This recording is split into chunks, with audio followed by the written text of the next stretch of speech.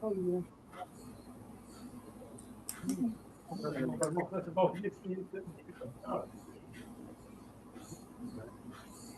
Yeah. Have a seat.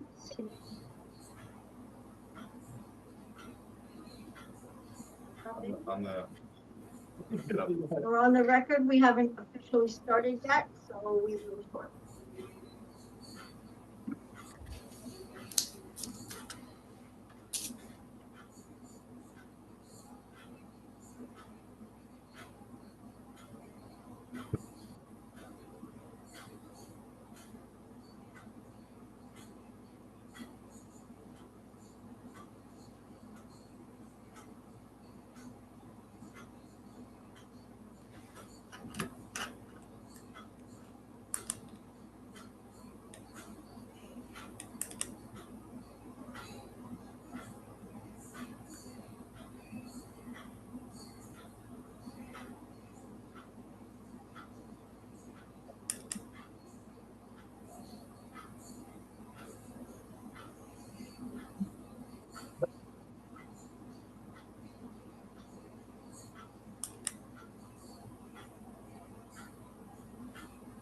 Everybody online will open in 1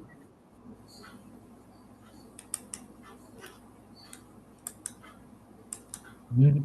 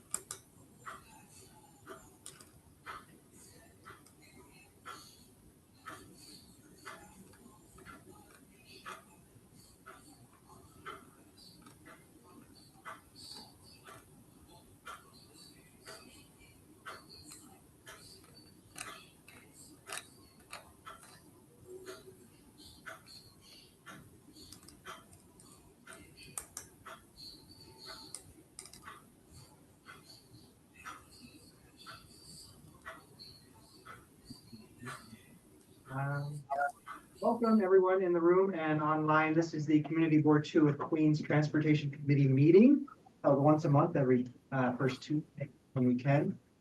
I mean, once a month, but usually Tuesday. I am Riley Owens. I'm the chair of the Transportation Committee. I'm joined with committee members, the district manager, Debbie Kleiner, Assistant Rafael Nava, community assistant.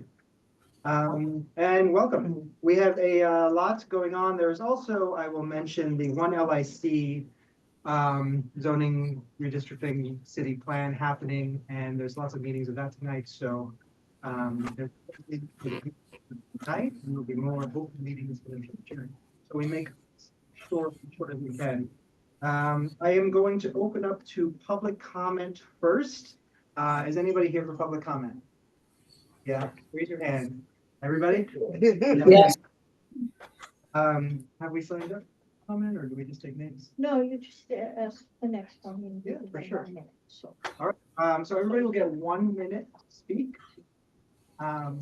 We'll ask your name and then you can start speaking. So whoever would like to go first. okay, I can start. And there's a microphone on the table. Keep in mind there's a camera behind you, but it's only 1 minute. So you don't have to. You could stand on the side so that people on Zoom can see you and people in the room can see. That works for you. Okay, and the microphone on. Oh, right. Yeah, I'll ask if everybody online can hear us. Maureen, do me, Yes, Yes, we can hear you. is everybody okay to hear? Yes. Hello? No, turn it around. So I can see it. Okay, now push that button. It looks like it's on. It is on. It all confirms it's it on. is on. Okay, Oh, so there's no blue flashing light? just hold it down for a moment. That's the good mic. There might also be a bad mic. Oh, there we go. That's gonna be much better. Yeah. You hear us better now? Yeah, great. Okay, great. The blue light's on, we're good. Thank you, Maureen. Excellent. Thank you very much. You're welcome.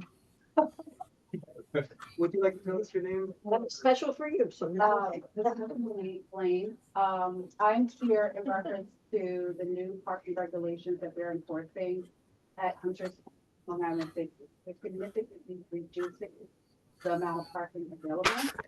My concern consists of equity and affordability. Street parking is a necessity, not a luxury, especially for families living in affordable housing. Eliminating street parking disproportionately impacts low and middle income residents who cannot afford expensive and private garages or frequent ride shares. This decision promotes exclusivity in a diverse working class neighborhood. Our community should not be penalized for owning a car. Our impact to our daily life and livelihoods. Many residents rely on their cars for essential needs such as commuting to work, outside the boat, taking children to school, going to medical appointments, and caring for elderly or disabled family members. Public transit is not always a safe or feasible option, especially for our vulnerable residents during off-peak hours. Safety concerns are the corners specifically. So a lot of times trucks are getting stuck on the corners like 16-wheelers. And we understand that the corner specifically is what the issues are. I'll ask for more specifics. Yeah. Thank Go you. on about the corners. Yeah. The traffic and truck turning problems stem from cars parked on the corners, not from general street parking, because again, it seems like we need to remove general street parking. A generalization that creates division in the community that doesn't solve specific problems. Quality of life must work both ways. Residents deserve streets that are both functional for trucks and people who rely on personal vehicles. Removing street parking without an alternative lowers quality for many families, not just those frustrated with the truck congestion. Again, there are no signs. There are no signs in the street that says no parking. Will you tell me what location? What's At the end General of Street? Long Island City and Hunter's Point, so Yeah. on 50, on 2nd Street, 57th Avenue, and Center Boulevard. Just the very end. The parking regulations are changing or have? Yes, they're in the process of changing it, they're ticketing, and again, I'm an advocate for balance, but, they're eliminating a significant amount, and I speak to neighbors all the time, one, even on the way here, where her child goes to soccer, and another goes to school in Astoria, and her son is injured now, so she's forced to drive her son, and she's afraid because parking reduced significantly more than before. Yeah. I care for my elderly grandmother, it's hard already to look for parking, and now it's going to make it worse because I have to literally walk her upstairs. And there are several individuals with disabilities in our buildings. So it's just been very overwhelming. And then to learn this has been, it's just been stressful and overwhelming. Okay. Thank you for speaking. I will ask, what were the parking regulations before and? what There did aren't you- any. There So, were none, there were no street cleaning or anything? There's no street funding at the corners. Like I have a couple of solutions and compromises. The pictures. And I also have pictures to share with you because the streets are really wide. Yeah. It's a car double parking in the corner. And I think that a lot of times people just park there the most time on the street, but to eliminate like a whole side of the street parking within, right, like a 10 block radius. Where the affordable housing is particularly in Long Island And all the garages are full and they're astronomically high because they're privately owned. So these third-party garages. And they're they not- close at 12 o'clock, so you pay $600, but you have to be home by 12. Right. So it's just impacting all families all around. Okay, Could you please send an email to our office, Absolutely. with all the information and your pictures, and then we can forward it as well to DOT for Okay. take a look at. Sure. I also have some copies of what I mentioned here. I can share with you. Absolutely. For visualization purposes, you guys have a map right here that actually shows the No streets way. that we're discussing. If it helps for you guys to see, if it make more sense. sure, yeah. Oh, that's great, great time.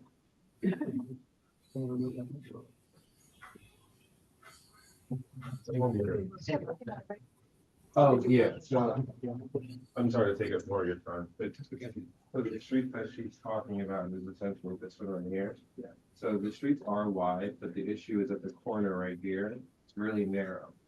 So what the new parking regulations essentially doing is essentially it's planning to eliminate all of the parking on the left side in the 10 block radius. So in this area already, it's very limited when it comes to parking. Right here, for example, on this side of the street, the school exit right here. Second, So second, yeah, second. so from 7 to 4, Four, you there's no can't park parking. there. On if you're Second Street caught to park- 57. Yeah, from Second Street to 57th. If you're caught parking there in that time frame, you were ticketed 150, between 115 to 150. And I believe they ticket you every 12 to 24 hours, so it adds up pretty quickly. I used to park here, but because of the ticketing and the lack of parking, I sold my vehicle. It's just too much of a headache. So again, the new parking regulation is essentially to eliminate all of the parking in the 10 block radius on the left-hand side, which causes a significant issue with the people that are essentially need their vehicles to get around or are disenfranchised, that quite frankly can't take the train or the subway. And oftentimes on the weekends, the subway is down in that area. So that's what they're essentially talking to you guys about today. So here's the map, you know, Thank you very much. for you guys, of course. All right. Thank you, thank Thank you you. for your time. Yeah, thank you. And we haven't heard about this site specifically. I'll talk to DOT about, what's changing in the regulations there. What's happening, what's coming. It's obviously a very busy neighborhood, changing neighborhood. There's a lot going on in that part of Long Island City. So we'll see what's going on. I will say in the whole district, parking is shrinking rather than expanding. So it's affected, look specifically at the site as well. Who would like to speak next? Riley, do you mind if I go because I have a conflict with the One LNC work group meeting? Oh, yeah, of course, yeah. Who's which one? speaking? This is Amparo? This is Amparo Applebay. I'm talking as a community member and not as a community board member.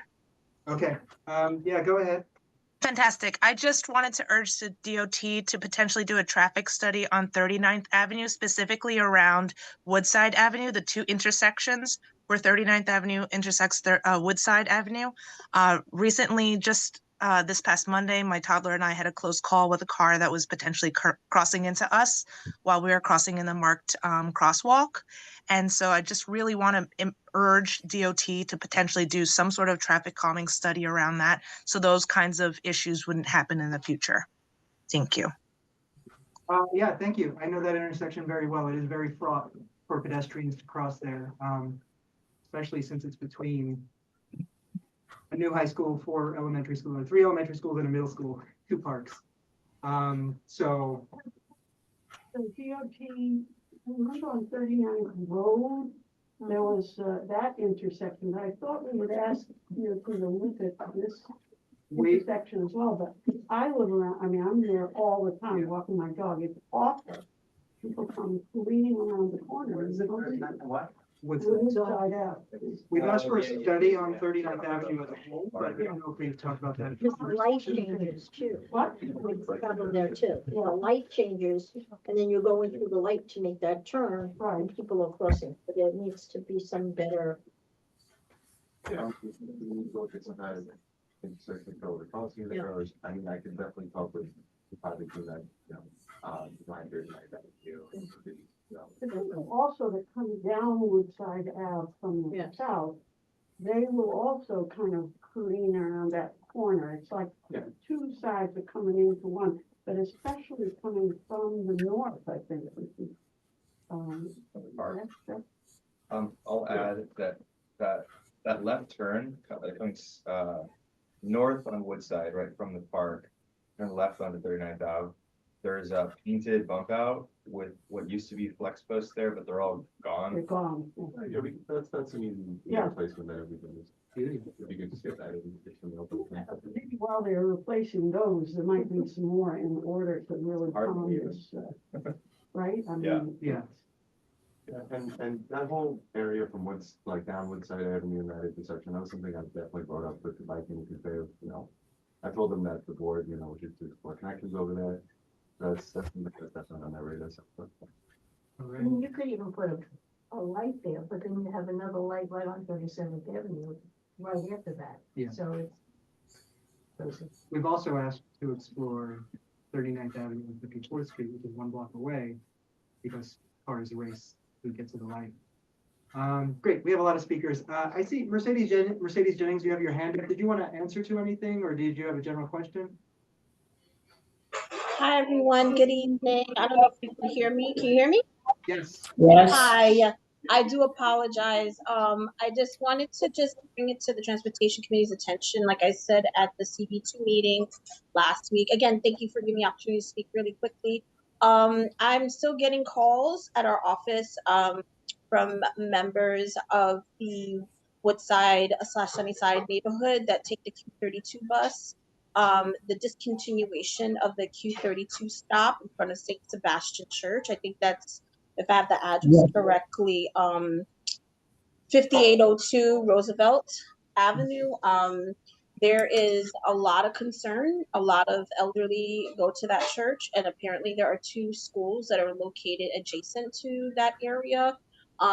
If there's anything that can be brought up to DOT concerning that, they said they did a study, but a lot of people are saying that they didn't even know about it or were informed. So I just wanted to bring it again to the attention of the community board that we are still getting calls about it. So I just wanted to bring it to your attention. And that was it. Thank you. Thank you very much. We'll talk to DOT, but that's also an MTA project, which is a state project for the state senator.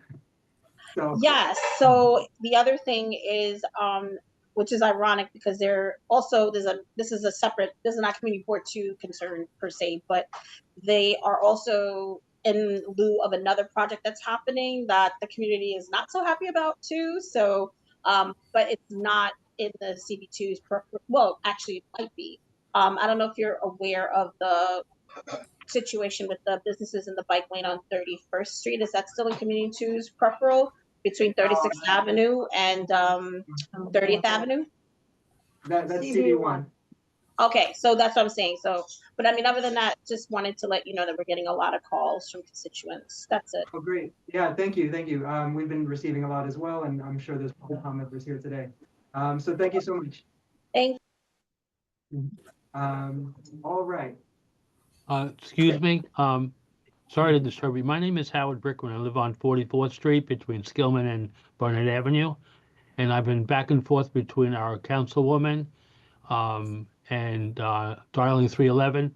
Our lights are out on the street. The poles are taken out. The boxes have been taken out. They've been gone since April 22nd. And we can't see down the block. I called up Channel 7. They came down to our Sunnyside Gardens last night. They did a story. It's been out. I spoke to someone from Sunnyside Post earlier today. It's dangerous down there. There are no lights down there. I tried reaching out to DOT or Wellback, who took the lights out. And just wanted, thank you for your time. I appreciate it. I would have loved to have been there in person, but I'm not. To get an update from DOT on when our lights are coming back, because we can't walk up the block. It's dangerous. I was also told if I wanted a police escort, but we have senior citizens that live on the block, and it gets dark at 8 o'clock, and we can't walk up the block. All right. Thank you so much, Howard. I have Joe from DOT here to answer. Hi, sir. So the issue with the lights on that block was that the bases of those lights were corroded and they were at risk of falling over, so they had to be removed immediately. But they are currently working on that site and they're repouring the foundation this week. Well, I'd like to know when, we got no notice they were coming off to begin with. No explanation to the public as far as what was going on, no communication whatsoever. So is there a target date when they're coming back that you can answer to the public about? Of course, they were emergency repairs, that's why there wasn't any notice for that. But we got no notice whatsoever in the neighborhood. So we So should see. when are they due back? Okay. Is Thank there you. a target date when they're due back? He said they're gonna start next week with, the concrete. We'll be starting this week with repouring the concrete foundation This for that. week. And you have a block by block, because it's more than ours. So when can we expect 44th Street to come back with lights on? That I would have to look into for exact dates, but So how do I manage to reach back to you so that you keep your word with what's going on? Because we've been out of lights for 3 weeks. Joe will respond to us and we'll respond to you. All right, Howard, I will call back the you called the community board office tomorrow, today, did you not? because no one has communicated with us whatsoever. Even Okay, through Julie Wan's office or anybody else's office. We've been kept in the dark. There's been no communication whatsoever. All right, we understand, Howard. Thank you so much for your comment. DOT has provided the answer. You can contact the community board office, Debbie. I will tomorrow. I And just don't feel I was properly answered today, but thank you for your time. thank you very much. I'm now going to ask that nobody speak until I call on you. Because Sorry. there are Thank a you lot for your of time. hands raised and a lot of people in the office. Great. So I don't think there's any more urgency online, so I'll ask the people who visit us in the office today, who wants to go next? Yep. At that time. Okay. So, like I said, we have a couple of presentations, so I'm gonna push for 1 minute. Sure. Thank you for speaking. No problem. So my name is Tiara Elliott. I live at Gotham Point, and it's been a big talking point about eliminating the parking. So just to give you, I guess, just so that you're aware, there used to be safety markers on the ground. However, from the initial opening of Gotham Point South, which is the first building, they covered up construction people covered up the markings. So in some spaces, you can see like some little white lines, but they're not fully expanded. So it doesn't really indicate that there's a safety marker. You don't know until you get parking tickets, which I've accumulated over $700 in parking tickets and just opted to pay and go into the garage. Fortunately, I'm in a situation where I can afford to go into the garage. It does hurt me, but we're forced to go into the spaces. So I think that in order to try to find a middle ground, we could probably propose like no parking on the corner and enforce that, because that's where the trucks get stuck a lot. I don't believe in eliminating all of the parking, because again, it affects a lot of people over there. The schools, the children. For example, I live in affordable housing, and affordable daycare is not in the area. So my child, I had to drive to Astoria every day, about 20 minutes away, and to come back and park or wait 2.5 hours to try to park, or to park and be ticketed the next day wasn't fair. And it kind of feels like a constructive way to get affordable people out of the neighborhood. The response in the neighborhood has been on Facebook, on social media. Oh, if you have a car, get in a parking space. Does not get rid of your car. The 7 train does not run. The only safe mode of transportation, in my opinion, are the buses, which don't come down to Hunters Point South, and then also the ferry, which it shuts off at a second time. I think the DOT needs to reevaluate the truck zones and then also evaluate, 48th Avenue, which is wide enough to accommodate angled parking, and so is Borden Avenue. So if you're going to eliminate any parking around Malt Drive and the Gotham Point area, then they should consider angling parking on those wider streets. Okay. Yeah, thank you very Thank much. you. Thank you. When you say the 7 train doesn't run, you mean like on the weekend, On when the they do weekend. construction work and it doesn't go past It was- Queensboro Plaza? No, it was not running at all. We have signs over Yeah. there every weekend to say that it's not running. It was like maybe a couple of weeks ago, everybody was clapping because there was a sign Yeah, saying that, yeah. oh, the trains are finally running. Over the last year, they cut it off every weekend. Yeah, I think we have another year of construction. One point on the buses, so the MTA is currently planning to roll out their update to the Queens bus network redesign. This is a great moment really to tell them like, hey, you're adding tons of housing to this part of Walnut City. the buses need to come down there, right? Like, this is definitely the moment. This will be doing Good, good. the other community board, that's where I'm from, Okay. because this is my daughter and I drive the kids. Right, right. You forgot that. I drive the kids. So Yeah. I just wanted to let y'all know, me, I'm a driver. I've always been a driver. I'm for driving. My problem is if you open that lane and have two lanes going in a direction, somebody's gonna get hit every week. And I'm telling you that. There's already a bike lane there. It needs to stay that one lane. Which street is that? This Second is Street. Second Avenue, Second Street. Second Street. Yeah. This is Second to 57 on Center Boulevard going down to Borden. It needs to stay one lane. I'm telling you, I drive it every single day. There is, now, let me give you this information. If there's somebody in front of you doing crazy with their car, as a driver behind, I'm looking to get away from you, so I'm looking to go around you. I can't, so you're stopping me. I'm at a stop. So I just need to let you go, beat the horn, and let you go about your business. If I can get around, I'm going around. You still got a shuttle that picks up on one side by the school so the people come across the street. If that lane is open, the cars are gonna be coming. The people are gonna be hit. The school is here. The school buses drop off. They're trying to get past the school bus now. Yeah. If you open that lane, they're gonna drive past the school bus, whether the lights are flashing or not. They already had somebody over there drive on the sidewalk to get past that school bus. On the sidewalk towards, on the school side. And there are a lot of children commuting to school by themselves. So I just want you to understand that that is a dangerous zone. I drive. I want you to understand I do drive. I love my driving. Yeah. But I'm telling you, in order to keep it safe, it needs to be parking. It needs to be parking. Now, the 18-wheeler trucks that come through there, I don't know where they're going. Yeah. I don't know where they're going. I don't know. There's nothing over there. There's a truck sign that says no trucks. So I don't even know where they're going. Not big enough. I don't know why they even go that way. Yeah. A regular truck can make a delivery. I mean, the piece of cake truck, Yeah. yeah, has been coming through there, no issue. It's that 18-wheeler they tried to get through the block. Thank you, I'm All right. sorry. Thank you. No, not at all. No, I'm gonna count that as your public comment. Thank you.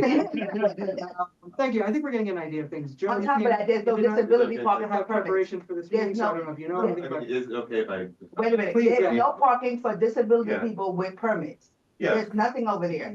So literally, I have to go park on Center and Borden and walk back with my daughter who's special needs. yeah, so I think that's a conversation we need to have with the board and with you all, because number one, I don't actually know what parking regulations were put up there. Is it for school zones? Because I heard someone say 7 to 4. School zones are from 7 to 4, that's on Second Okay, and part of 57. That's on the right-hand side of the Okay. street, Correct, that's not the left-hand side, Where they're which is trying to. where they're trying to get Yeah. rid of. which So, they're trying what to I'm- eliminate. yeah, so another thing too is that we are actively looking at that entire like section of Hunters Point, the whole neighborhood as a whole.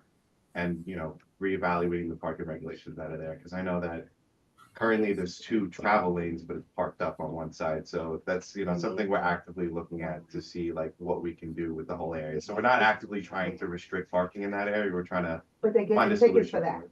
Yeah, no, and that's a complaint I've heard about the truck complaints, They and give it- especially Well, on, the trucks, and I'm gonna tell you, I'm sorry, the truck started from me. I'm not gonna lie to you. I called Julie Wan's office, the truck yeah, said get and stuck. I've been. And I'll definitely be on top of that because it's making me now drive up Center Boulevard, the opposite direction to get to her house. Yeah, so we should have some, Yeah, news very soon But about if like. you're the stuff gonna we're doing take over it, the spot, if you don't know, why is everybody still getting tickets? They need parking signs. Of course, yeah, and that's what we're working towards right now. So, we can definitely keep in touch about that. Okay. Outside, we can definitely talk outside this meeting. Thank you. We'll keep on top of that.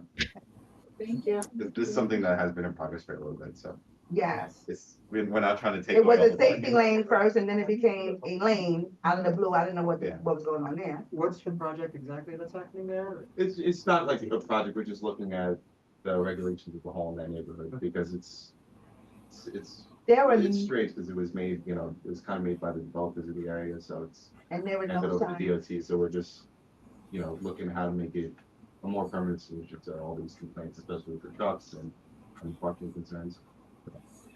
All right, who wants to take a minute next? I would love to speak if it's possible. give me a second unless it's urgent, just to get through everybody in the room and then, Sure. thank you. And if you feel like everything's been said, we have been. I've been on a Zoom and it just jumped on in my birthday. Just quickly, I want to say I was born and raised here, literally what's going on in high school. Love my community. I am a driver.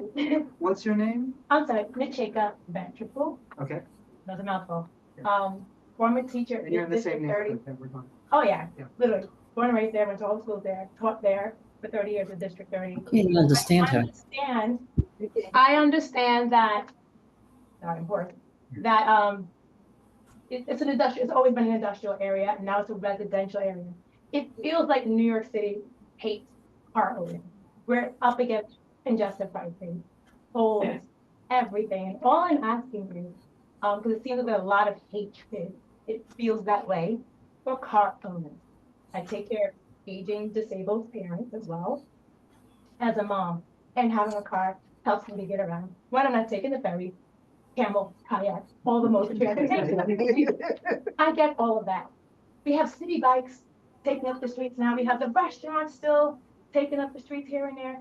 All we're asking for in our expensive neighborhood, would there be some compassion for those who choose to have a car? Whether it's highly discounted or permits, like, hey, I live here. I'm not traveling to play the volleyball one center. I live here. I pay taxes here. These roads that are nicely paved. Hey, my money did that. Can we have the sharing of the road is all my plea as a resident for over 20-something years. No, thank you very much for speaking. That is- It's a hard ask because there's a lot of different parties that want to share the road. Mhm. City bikes, restaurants, trucks, everybody. And But it is a road. it seems like there's a It is a lot road. of It's people not a that live in that playground. neighborhood. And if everybody has a car, it's gonna be, something has to happen. So none of this is the community board's fault. But we have heard, the battle between parking versus different road use, and it becomes very hard. My understanding from the city is that they're trying to wean people off of that car dependency with congestion pricing, with alternatives, with stuff like that. Because there's not enough room for cars on the roads. Again, I'm not a policymaker. This is what I hear and what I think. So we have heard, and Joe from the DOT will tell us exactly what's going on. I don't know if they can make room parking, but I'm also a driver. I have a car. I understand. I may at some point have to give up that car because in my own neighborhood, the parking is just, and it just becomes a real hindrance. So we're gonna It's going to be continue. deeply affordable. I mean, Yeah. deeply affordable. Yeah, because $510.39 that come out of my check on the 5th does not work for me, and I'm in affordable housing with 4 children. It doesn't work. And she has to be in by 12. I have to leave at 12. If she's not, she's not And I having a cannot party. leave, I cannot leave after 12. I'm locked in from 12 a.m. to 6 p.m. So when the child was going to the emergency room, I had to come. All right. Thank you very much. And again, I want you to understand we're hearing you and everything, and I'm going to continue with Joe and the DOT about this general area and see what's going on. Does anybody else want to speak, or can we go to virtual? I Yes, can be please. brief. I know I chimed in earlier. On some possible solutions, I guess, I could possibly think. Yeah, please. So I have some here, but I think one of the biggest things I wanted to mention, because you kind of touched on it earlier, I think this can be said for Queens in general, because housing is really expensive in Manhattan. A lot of people are getting pushed out to the surrounding boroughs, which is nice. But if you're gonna, when I say you, I don't mean you guys specifically, but if you're gonna push people outside of Manhattan into the surrounding boroughs, you need to make sure the infrastructure in those neighborhoods can accommodate. So in the neighborhood that we're specifically discussing today, which is Hunters Point South, they're dropping a bunch of luxury towers there, which is cool, but the infrastructure isn't there to support it beyond just parking, whether that's streets, restaurants. We can go on, but I know this is just transportation. So possible solution, for example, instead of dropping another building there, you could have a larger parking lot spot, right? So for example, I have a cousin that lives in Jersey City, completely different, state, but nonetheless, there is a giant parking lot for the surrounding buildings in that area. and the buildings give you parking passes. So there's specific designated parking spaces for the residents, and then there's parking spaces that, like, you know, if you're gonna come there to visit the neighborhood, you can park there. So behind Malt Drive, which is one of the newer properties they just built there, Parcel E. Parcel E, there's a bunch of empty factories back there.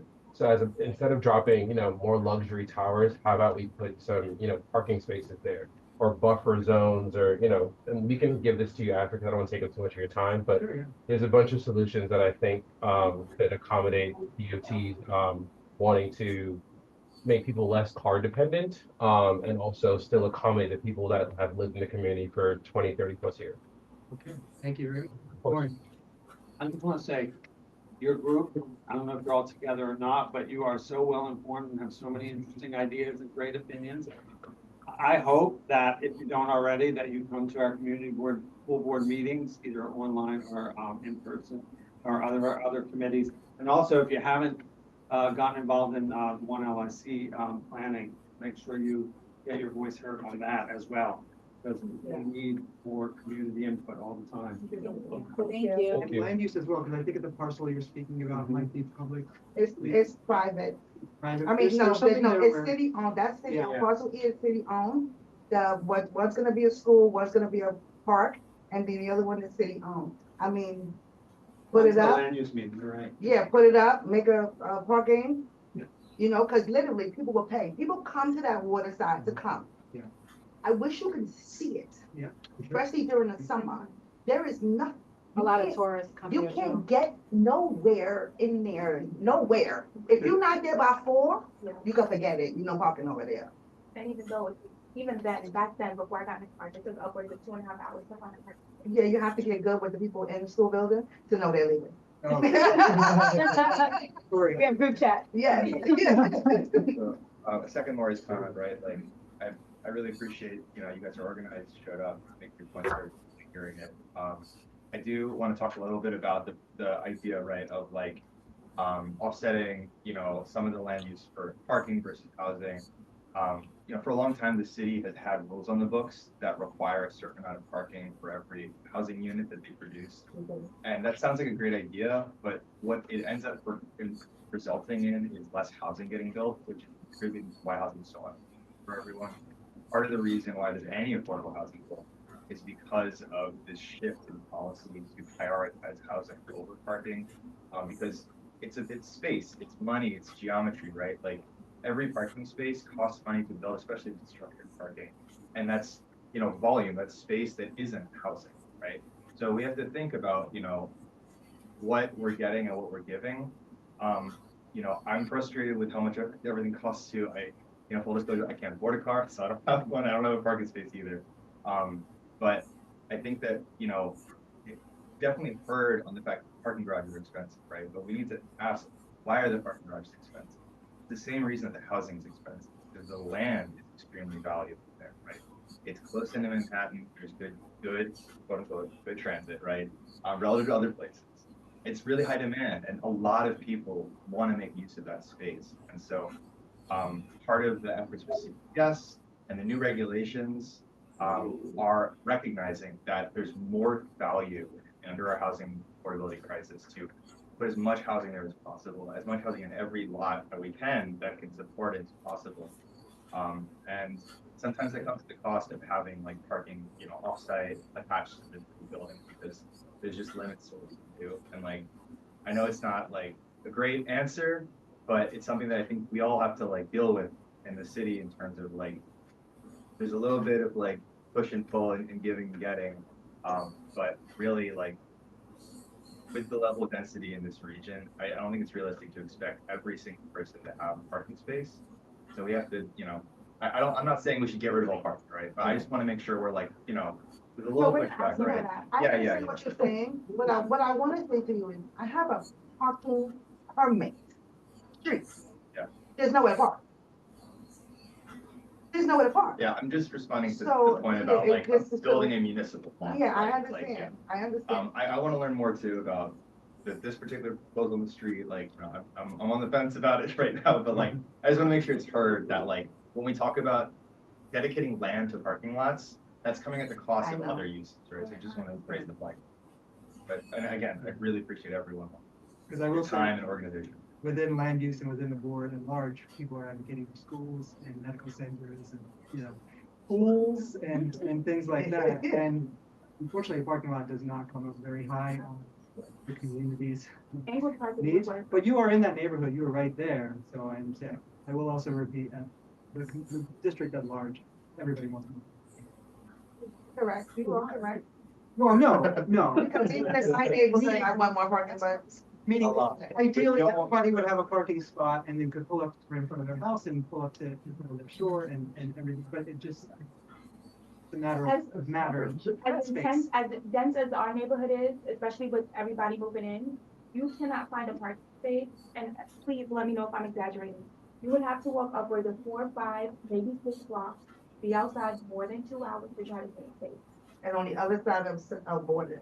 On the other side of Borden, where there's no affordable housing. And actually, to be honest, the Gotham Point garage is the most expensive in the neighborhood, and we have the most affordable housing. All right, I think for time, we are going to, if anybody remains, just ask 1 minute comment so I can get the people online. It's just a question once Yeah. again. I know that there was a city bike rack built on the street. Is there any understanding of why that would need to be on the street and not on the It's like sidewalk? Robin can hear you. The question is, you know, why the city bike racks are in the street rather than, for example, on the sidewalk, right? And sometimes they're on the sidewalk, sometimes they're on the street. Again, it comes at that like, you know, trade-off kind of thing, right? In Long Island City, I don't know this specific spot, but potentially, right, there's limited sidewalk space. And the priority They was could've put it on the sidewalk. No, the sidewalks are big. I mean, all I'm saying is there's multiple options there, and there's a tendency to put it in the street. That's where the bikes are supposed to be riding, not on the sidewalk. So it encourages people to stay off the sidewalk when they're on their bikes. There's a lot of reasons, but it's ultimately up to DOT and City Bike in terms of setting. We have bike lanes specifically for bikes in addition to the streets. So just FYI, in our You know, neighborhood. they're on the Walking asphalt, right? paths. They're not And like, walking path. yeah, yeah. I just wanted to understand why that decision was, I don't know if you have the answer, you might not have the answer as to why that decision. was Not made, but- specifically about that, but they do try to put it, just because sidewalk space is very limited compared to car space. Depending on the block, yeah. Yeah, Yeah. depending on the area. Yeah, You're talking about. 50. all right. Thank you very much for coming. Thank you. Thank you. Yeah, You're- you're Yeah, welcome we're to not take the together. rest of our meeting. Together, I don't know anybody but her. I don't know any, no, for real. No, But not together. Sign up for the email list. Yeah. Know when the meetings are. Sign in sheet, so we have your contact information. All right, so everybody online, your hands are up and you are listed in order for us, so I'm just gonna call you in order. First one is Joe Engelman. It's hard to read. Yeah, you got it right. Thank you. I also want to speak about parking. I have a different perspective. First of all, since I know Assemblymember Raga is on the agenda tonight, I just want to express strong support for automated parking enforcement. I've filed numerous 311 complaints in the past, and they have no results. I'm sure this committee is aware that it's not a very effective system, and I think an automated enforcement would be a great step forward. Now, as for the LIC waterfront, you know, I basically have the opposite opinion as other people have expressed. I don't think we should be giving more space to private vehicle storage. I just don't think it's practical. If everyone wanted to park, there'd be no space to live. And I'd really advocate for this committee to use one LIC as an example to advocate for strict parking maximums, for a ban on street parking, and to really prioritize you know, separated bike lanes and bus service from day one, so we don't end up in a situation where people need to depend on cars. Thank you. Thank you very much, Joe. Thank you for speaking. I will make the note that Assemblymember Raga is in Albany, and we thought he would have time for this meeting, but he was called to committee, so he will be probably on next month's agenda. Okay, thank you. I have a question, Joe. And Roz has a question. Yeah, do you know how the automated parking is? Recording in progress. Works? All right. Can you explain, I mean, does he mean metering all spaces? Sorry, it's a bit of an echo. I don't know much about the bill. I just agree with the premise. I think the current 311 system is ineffective, and I think an automated system, I don't know the details, but I think it would be a improvement. Guess you're gonna have to wait for. Yeah, that's why I wanted him here tonight, because I haven't seen much documentation on exactly what. But the state is gonna have to, if we wait till next month, the assembly session is gonna be over. Yeah. All right, John, from LIC, John Suarez. Hi, everyone. Sorry. So I'm not going to take up too much of your time because I did already send the committee an email earlier this morning. But yeah, so the issue with the trucks, I just want to kind of harp on that because they literally have no physical way to go anywhere else except for the loop where they're getting stuck. It's a one-way street all the way around the loop. There's already one street that is blocked off to trucks. So they literally have no other way to get around. I don't know what people are expecting. I don't know what they want the truck drivers to do. Maybe they want them to reverse all the way back up 2nd Street to 50 to, past 54th Avenue. But once a truck comes down 2nd Street past 54th Avenue, they have no choice but to go down 2nd Street onto 57th onto Center Boulevard. So there is no way for trucks to get around those two corners. I do agree that if we could at least get the parking off of those corners, that's a start. But I don't see a world in which we manage to get rid of the parking off those corners without getting rid of the rest of the parking on that side of the street where there isn't supposed to be parking to begin with. Like I said, I did send the committee a very detailed email this morning with 13 pictures. 10 of them are pictures of the stuck trucks. So if you want to go look at that, it was sent at 11 a.m. this morning. Thank you. Okay. Thank you. Thank you very much. I'm going to look into the truck regulations on that street to see if those trucks, what kind of trucks are getting stuck and if those trucks are allowed there. I don't know if I can have you retort. Did you have a quick comment? Yeah, you raised your hand. Oh, because more drivers there. Now that it's open, it's big enough for a truck. Okay, all right. We Thank did, you. from some of the emails that we did get earlier today, I believe we did send it to PD for some enforcement. All right, next up is Justin. Thank you so much. I will also be short. So my name is Justin. I live in Hunters Point. I have for the past decade. I also work in the neighborhood on Thompson Avenue. I'm a school counselor at Bard High School, Early College, Queens. So I know the area pretty intimately. I want to speak specifically about something on the agenda that was listed, a request for quality of life sign, no overnight parking on Center Boulevard between 50th and 47th Avenue. So that specific item is a huge, Center Boulevard is a double wide street. There's no street cleaning there. The regulations for the past 15 years, I believe, have been no street cleaning on that street. So it's been a really something so meaningful to the people who live here, who are middle-class people like me, who work in schools, who need our vehicles to park because the garage prices are so astronomical. The garages all across Hunters Point are, $500 or more per month. So just as a point of like survival for folks who need cars, I would like to amplify the message to retain as much parking as currently exists in the current form that it currently exists for people who live in the neighborhood. And also a solution or a proposal for a solution that I think is more workable than creating additional garages or reserving space for parking lots, which I don't think is realistic, is to create residential permits. Permits to park if you are a resident that you can apply for if you have an address in the zip code and pay a fee. I think most people on this chat would be willing to pay, $250, $300 a year to be able to park in our neighborhood as opposed to the garage pricing. And it might make it a little bit easier, especially as the summer comes and people are using the park more, which is fantastic for all the folks who use the park. We love that for everybody. The park is a shared space. However, many people drive, and that cuts down on the parking further. I really do believe that metered parking and, the street cleaning alternate side is not the answer. The answer is permit parking for residents that can be applied for and to retain the current allotment of public parking spaces on Center and on 5th Street. Thanks so much. Thank you. Thank you very much, Justin. We've heard about permit parking before. It's a very thorny issue, especially if you have 1,000 people applying for a permit for 2 blocks.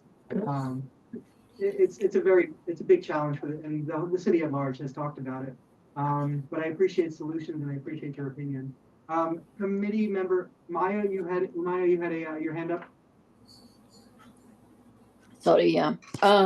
I sympathize with the ladies who have parking permit and cannot find a spot. Because I also drive a handicapped van, and honestly, I don't find a parking anywhere. I have my permit since 1987, and lately I'm not able to park anywhere. So I live in Woodside. I don't live where they live, but I also suffer from having a handicap parking. So I hope it will be some kind of solution for this problem to find, handicap, to provide handicap parking for elderly, for accessory, and for disabled vehicle, van, for wheelchair users as well. That's all. I don't want to No, thank you, Maya. elaborate more. I spoke a lot before that, that subject. So I hope some kind of solution will happen. Yeah, thank you. And I know that this committee and the board has advocated for accessible parking spots and drop-off spots whenever streets are changed. Yeah, that'd be great. How successful that's been, but yeah, especially for cars with ramps for wheelchair, used by wheelchair users, people. Yeah. Yeah, because you can only unload a certain way. Yeah, one side. Yeah. All right, thank you very much. Thank Next up, it looks like AJ.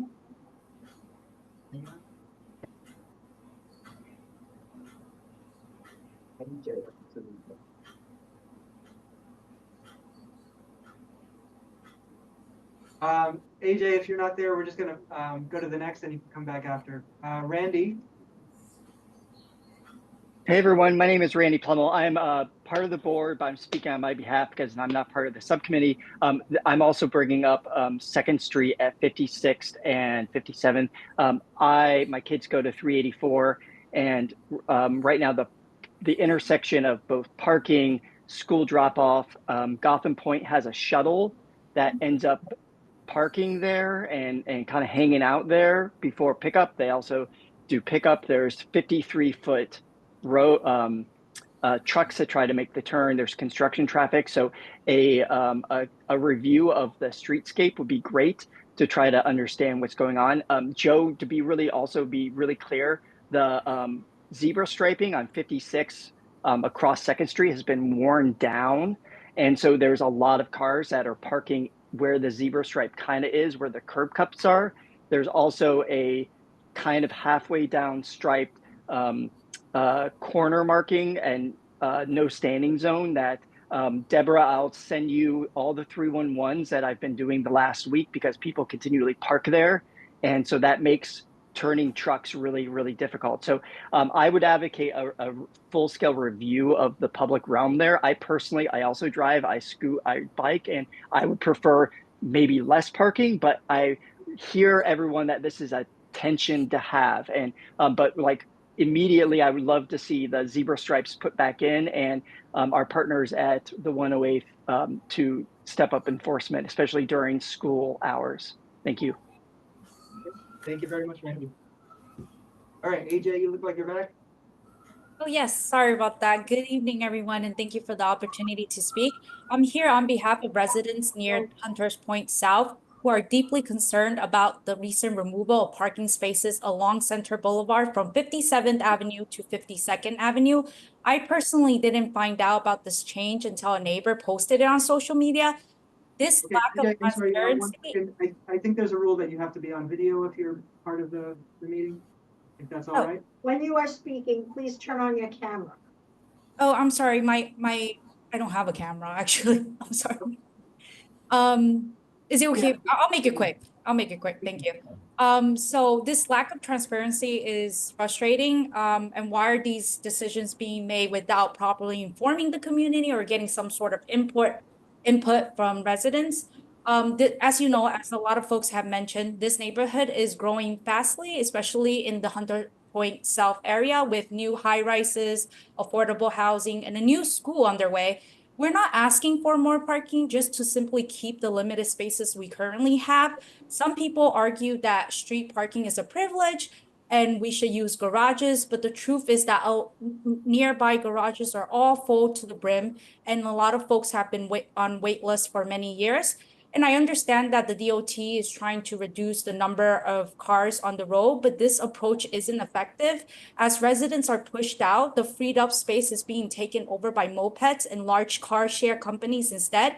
Also, this change directly affects working families, caregivers, individuals with disabilities, and folks whose jobs require early or late night commutes, or traveling that needs or transporting heavy equipment that is involved in their jobs. It also impacts DOE employees at PS 384, specifically on that block. Many of those who commute from far distance and have only one small designated parking area for employers with permits. What's more frustrating is that, ironically, the new parking signage will make it easier for short-term visitors to park freely near the water strip, and pushing out residents who actually live here and rely on those spaces daily. So although this situation isn't the exact same as what happened with Community Board 3 and 34th Avenue in Jackson Heights, I'm still concerned about how the DOT is handling this process. And this is causing like a divide in the community, unfortunately. And a more reasonable. AJ, I'm sorry, I do have to ask you to wrap it up just because there's so many speakers tonight. Oh, yeah, for sure. Sorry about that. Sorry. A more reasonable resolution would be to enforce specific traffic rules, as other folks have mentioned, at the corner of Center Boulevard and 57th Avenue, where the trucks get stuck because of that narrow curve, instead of removing all of the parking spaces along the waterfront down to 52nd Street. Just as the other folks have mentioned, the zebra stripes need to be repainted so that these rules are. Just for time, we're only giving 1 minute and you've repeated. Oh, sorry. Okay, just one last thing. I appreciate So it. I just want to respect. Okay. Don't do that. Public meeting, don't do that. Sorry, I think, AJ, are you still there? Oh, yes. All I wanted to ask was that the CB2, consider those who are not able to attend these meetings and be aware of all of these changes. Yeah. Okay, yeah, no, thank you very much. Thank you. And sorry to cut you off. We are super limited on time. I'm glad that everybody is bringing this to our attention. It seems like it's an issue that's been there for a while that we haven't really heard very much about. So I really appreciate it. Moving on to the next.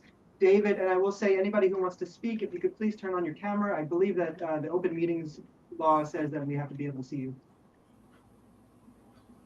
Hi, everyone. My name is David, a resident of Hunters Point, and I just wanted to bring to the attention of the committee that the parking situation here, in my opinion and experience as a resident, should remain as it is now, only because this is how naturally the community, and in particular second drivers, have used the road, because the lanes that go from through 2nd Street and around the Hunters Point neighborhood, they're way too wide. So what I wanted to just bring to the attention of everybody is that if you are to remove the parking, even if it is just the left side going down the whole road, yes, that does free up a lane of traffic, but the issue is that the lane becomes extremely wide. And although there is a protected bike lane right next to it, not only is there a school in the area, but there's also in the summer like tons and tons of pedestrians and just foot traffic in the park. You remove sort of that per se barrier of having to park cars alongside the park. The only reason I bring this up is that I'm sure many residents will agree, we do have a small problem in the area of street racers coming into the area with loud cars, loud exhausts. And I just fear that if you are to give them a whole other lane, you're going to get vehicles at exceeding the rate of speed. We're not even talking like 20 or 25 miles per hour. These people are coming in on supercars and going like minimum 50, and I've witnessed it. So I would just bring that to the concern of the committee. Thank you very much. That's time. Thanks for mentioning the street racers. That's a problem throughout the district. And maybe that can be fixed with some speed reducers or enforcement. Maybe speed reducers. Exhaust cameras. Yeah. Joe, it sounds like a lot of changes have been made. It sounds like some signage went in that caused this. Yeah. I'm gonna look into it. We were not notified of any changes. From my impression, it sounds like there was some signage missing in the place. I'm gonna look into exactly what was installed. I'll let you know because it sounds like there was like some kind of shock that happened in the street there. So. Yeah. All right. Thank you very much. If it was new signage, I would have notified you. So it sounds like it's replacement of existing signage because those are signed as travel lanes. They historically had no standing signs and they think they were missing and then replaced. So, yeah. I think I need to look into exactly what was done there, but from my impression, that's what happened here. If anybody has any brief history. Well, there weren't any signs on the street ever. And now the problem is everyone's getting ticketed and there really aren't any signs. There are still no signs, but they're Right. ticketed. Oh, wait, $150. Oh, you know, by the house. Oh, no. Yeah, by itself. I'm just talking about all the streets in general. Yeah, there's no, no, It sounds like there was a change. On Center There's Boulevard, not even a post for where a sign would have it. Yeah, Before? it's. on Center, I've heard that they're giving in the past, they've been given tickets because people are perceived as being parking in a travel, which is why they're getting those tickets in a moving zone essentially. But now they're being ticketed where there it was a is no. safety zone and now it's a lane. Yeah, so But it's again, not- I'll find out exactly what tickets are being issued, what signage might have been put up recently, because it sounds like something was done very recently. So that- Joe is going to give us a complete report on everything that's going on. As soon as he checks in with the office, and then you can contact us for information or Thank you. watch our Can next you meeting. share your general email? QN02 Oh, at okay. cb.nyc.gov. Okay, I have it. Okay, thank you. All right, thank you very much. Is that Manny? Yes, hi. Thank you so much. My name is Manny Romero. I'm the Vice President for Communications and External Affairs at LaGuardia Community College in Long Island City. First, just want to start by saying thank you to CB2 as a former member of CB1 in Tribeca and Manhattan. I know and I appreciate all the work that you guys are doing, so I just want to applaud your efforts. The reason I'm here is actually to provide you with some information, which I'm hopefully will make it a fun opportunity for everyone in Queens. I think some of you know that we have been working very closely with the DOT and their Open Streets program to close 29th Street permanently so that we can have a pedestrian plaza. We have continued to move forward with programming, which we've started since 2022. But now we're at a new phase. We're actually going to be having one of those really cool street murals painted so that now it would be even more obvious that that area is closed and would be safer for all members of the Queens community and community at large to come and visit that particular area. And for those of you who aren't familiar, I'm talking about 29th Street, which is between 47th Avenue and Skillman. And it's approximately about 16,500 square foot space. So the reason I'm here is I first want to invite members of the Queens community who are artists who are interested in submitting a design. I'll put a link to the website where people can submit a design. But we also want to open it up to all members of CB2 and the Queens community to vote on which design they would like to see. The closing or the last day for people to submit designs is going to be May 19th. And we'll be opening it up for voting and we'll be announcing the winning design on May 28th. So I just wanted to, again, share this information with all of you. We're hoping that everyone who's on this meeting can help us amplify this information. I'm happy to provide links and other information. And if people have any questions, they can feel free to contact me directly. My office number is 718-482-5061. And that's it. Manny, please send all that information to qn02@cb.nyc.gov so I can share it with the full board. Will do. Thank you so much. That sounds very exciting, Manny. Thank you. And you can go to our Arts and Culture Committee meeting as well to let them know. Oh, great. Will do. Check the calendar. I don't know when it is. But thank you so much. It's next Tuesday? Next Tuesday. That's what I meant. Monica, you're next. Okay, thank you very much for giving me the opportunity to speak. I'm happy to recognize a lot of faces here. Manny, I'm also at LaGuardia Community College. I've been on the faculty there. And I'm wondering if you're talking about by the C building. Is that where the mural's going to be? That is correct. Which is where that's my hangout. So looking forward to it.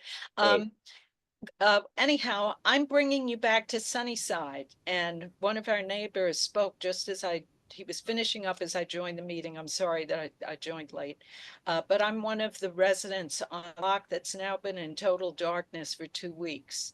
I understand from what my neighbor texted me that apparently Department of Transportation determined there was an emergency need to replace the lights on the block, which is why no one was informed. But that was 2 weeks ago. We still have no information.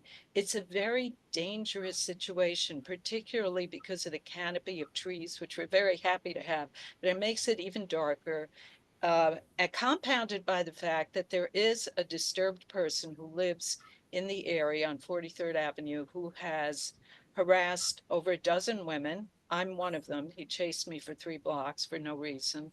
Has assaulted a woman as well. The police know about him, but now he's been hanging out in the courtyards in this neighborhood. So that adds to the obvious concern that anyone would have about being on a block that has no lights. It's dangerous for us. It's dangerous for cyclists. And we're just hoping that we can get some information about what's being done and a timeline, because I know that many of us have contacted the council person's office, 311. I even called Con Ed, and we haven't gotten any information. So anything that you could help with shedding light, pun intended, on the situation would be much appreciated. Thank you. Thank you very much, Monica. Joe did share earlier that it was an emergency, that they had to take down those lights for corrosion, and that work has begun on the bases, on the foundation. This will begin this week, and it should go up soon. The community board will do what it can for the area. We can tell the precinct that maybe they need a few pass-throughs just for safety.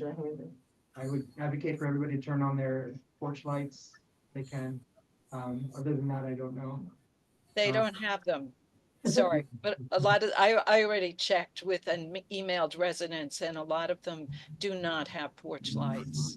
So it's, you can understand, and being given some information would just be, and I know you're not responsible for this, but I'm passing it on. It was very disrespectful, I felt, you know. Thank you very much. Yeah, it's sad to say, but we were all in the dark about it, and DOT is filling in some more right here.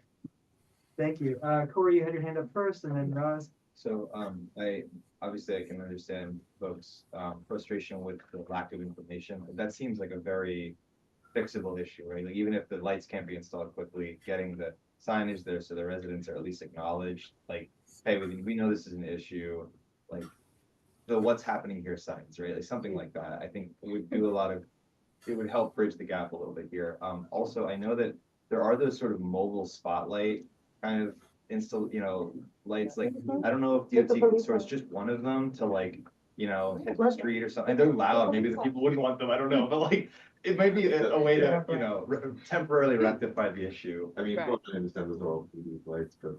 So yeah, we can work with PD for it. Especially if there's a disturbed person, if there's concerns about safety, right? Maybe there's a partnership with the PD that could.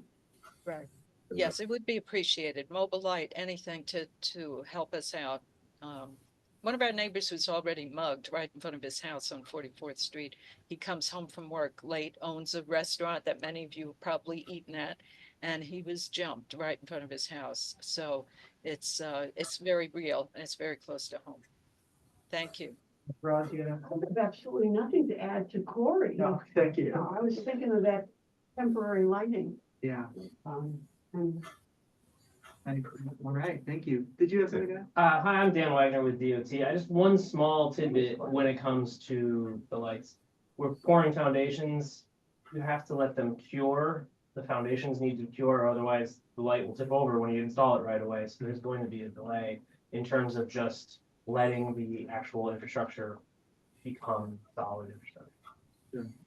I appreciate that. I think the issue might be lack of communication and I know, also lack of light while this is happening. Patricia, you had something? Thank you. Yeah, I just want to add to that. The foundation was only poured for one of the 4 lights that they removed. For the remainder, the original bases remain the same. They haven't broken anything up, rewired, no foundation, nothing. So we haven't even gotten past stage 1 for the majority of the lights.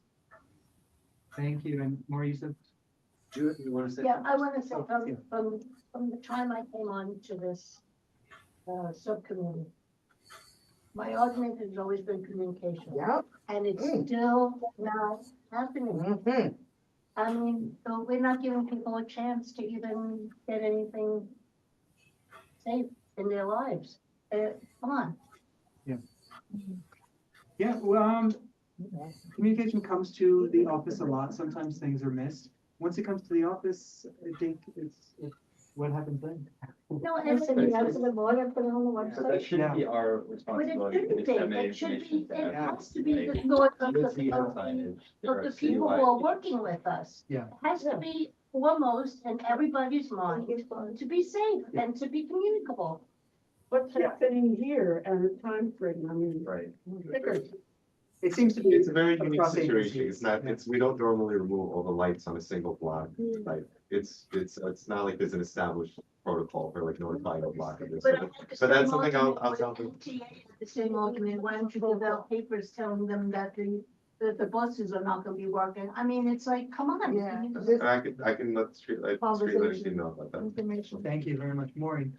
I just want to say, with all due respect to our DOT friends here, there is absolutely no excuse whatsoever for lack of communication, and not even communicating to your other city agency, which is the community board. Nobody told the community board. We just heard from our district manager. She had no communication on this. And I understand it's a unique situation. All the more reason there should be communication. When it's not a unique situation, when it's not an emergency, there's time for planning.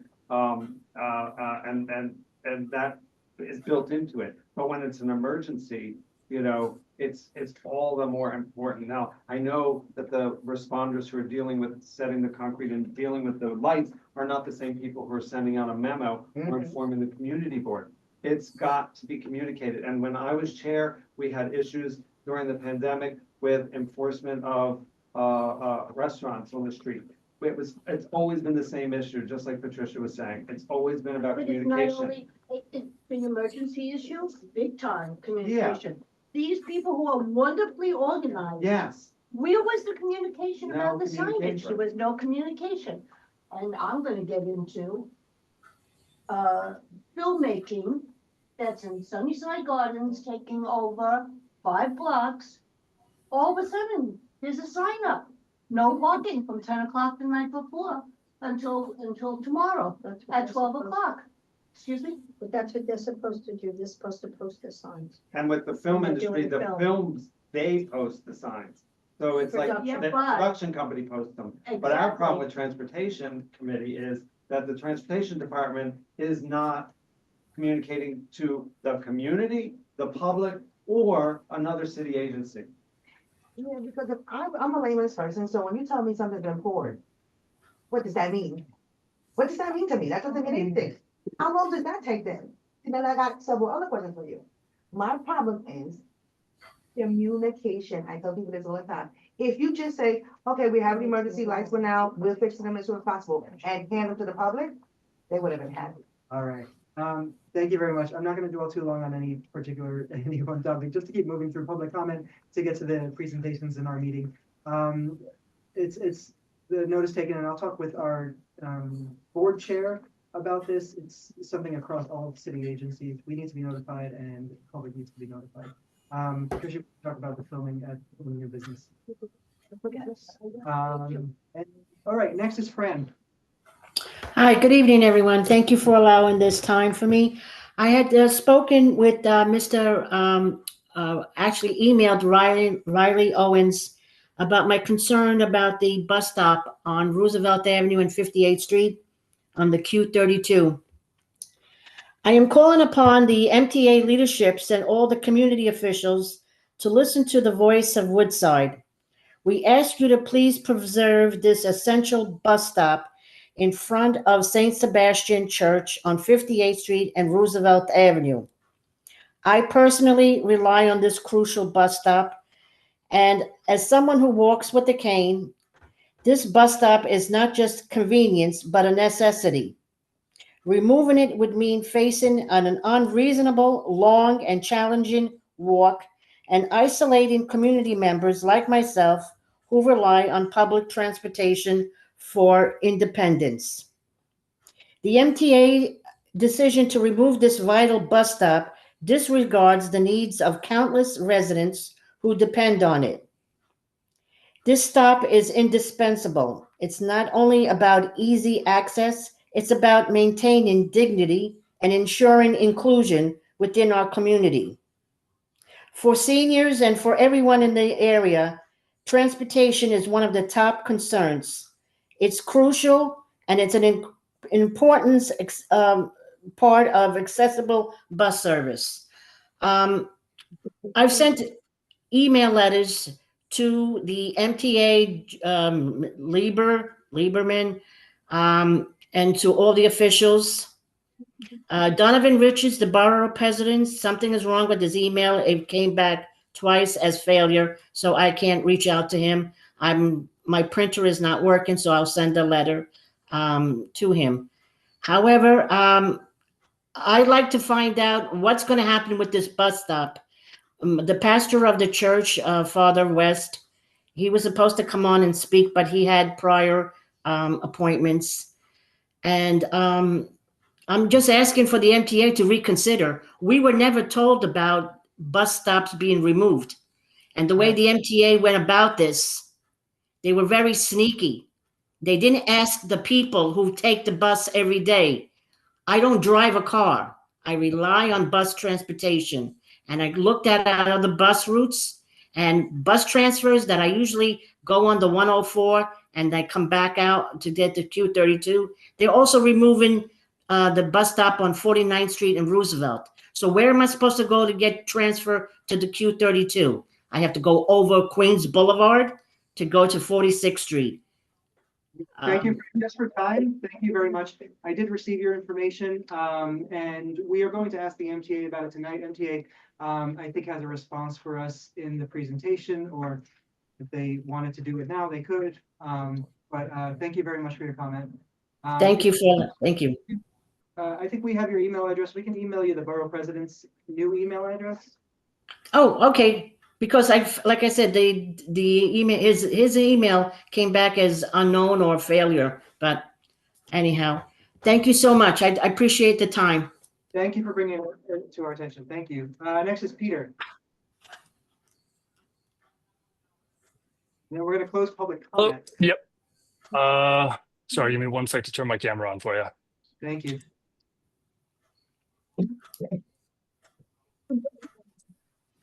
Okay, are we good? Yes. Yes. Okay. So this should be quick. I think there's just fundamentally not enough space for everyone to park on the street who would want to. Even if we kept the space only for local residents using permits, there still wouldn't be enough space. Each one of these towers along the waterfront here is home to upwards of like 1,000 residents. And there are dozens of these towers. It's just a geometry problem. And that street space that we're talking about is a very scarce resource. We can use that space for things that benefit everyone. Quick drop-off zones, loading zones for trucks, daylighting intersections, containerized trash pickup, benches for people to sit down in public. If you have a car, you can take up space in the street and sit. But if you don't have a car, you're out of luck. How we allocate street space it's always a compromise. Right now, depending on the street, it's something like 50% of our street space is used for car storage for like 20% of the population. I'm not sure that's the right balance. Thank you. Thank you very much. Peter, you're the first one to make under the time limit. Thank you very much for your I time. tried my best. Nice, great. Thank you so much, everybody. So everybody who came and commented to us. It is super important to us. I will note with the bus network redesign, we did not hear enough from the public. We heard some, but not enough. So it's very, very important for people to come to us because we cannot look at the entire picture everywhere. And I will say, was the public notified that much outcome that was happening?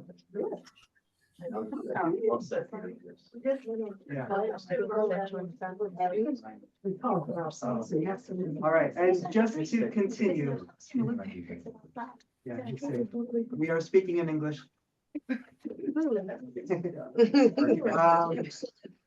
So just to close up, thank you so much, everybody who came and visited. You are welcome to stay for the remainder of our meeting. We have presentations from DOT and the MTA about the bus network redesign. Are you with the MTA? No, I'm presenting on time. You are. Oh, you're together. Yeah. All right. MTA is online. MTA is online. So we are going to begin that part of the meeting next. Stephen Raga, as I said, could not make it because he's in Albany in a session. So work redesign implementation from the MTA. If you're online, say hello. We're here. Good evening. And listening to your robust public comment period, and we are in receipt of the concerns about the Q32 stop. We'll certainly address that in the Q&A. But let's get into our presentation first. I'm joined tonight by Rick Hyduk, who is the project manager for the Queens Bus Network redesign. My name's Kate Contino. I'm a director of special projects for government and community relations. And we're going to need to give Rick screen sharing abilities to be able to share our presentation, please. All right, thank you. Hard for me to read. Repeat your name. Mine, Kate Contino. Thank you, Kate.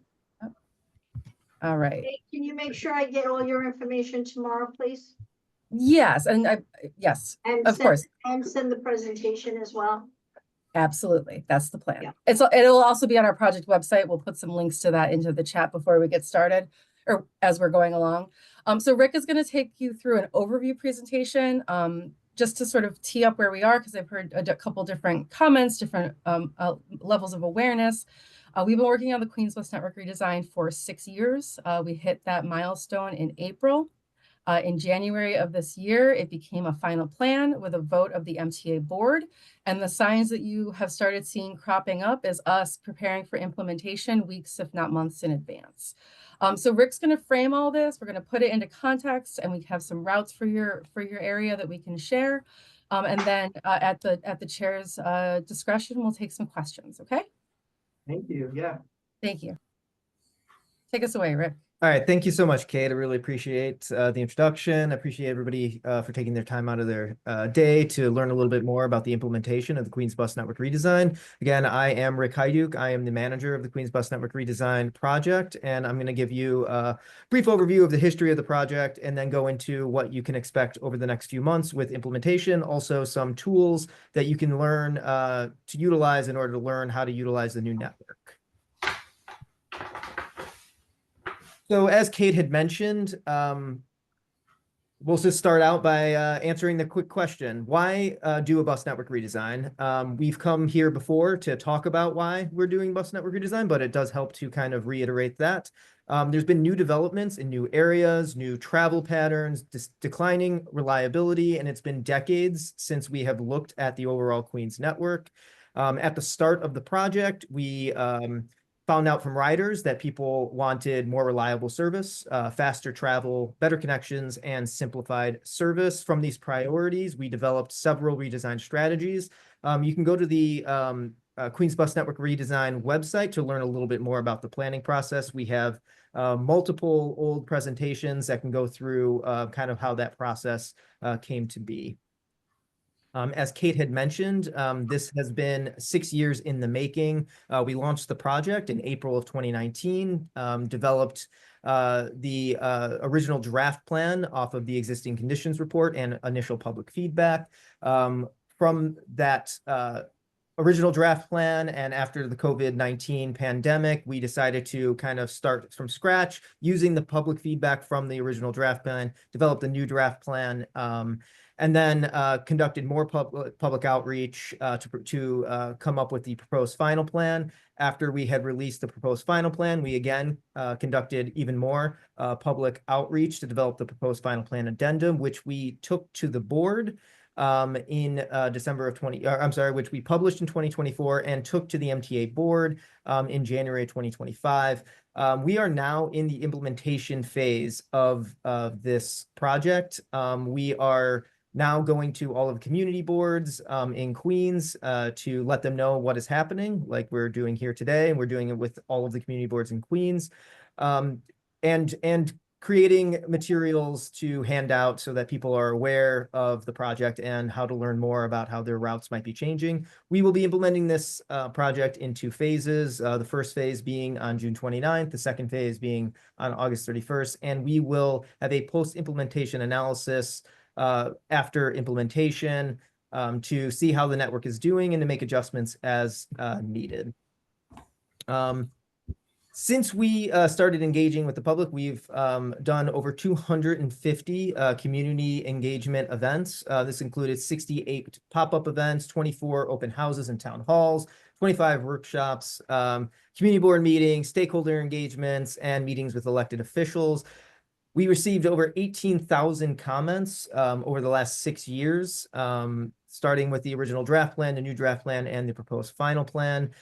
So this has been a heavily involved community feedback process over the course of the last 6 years.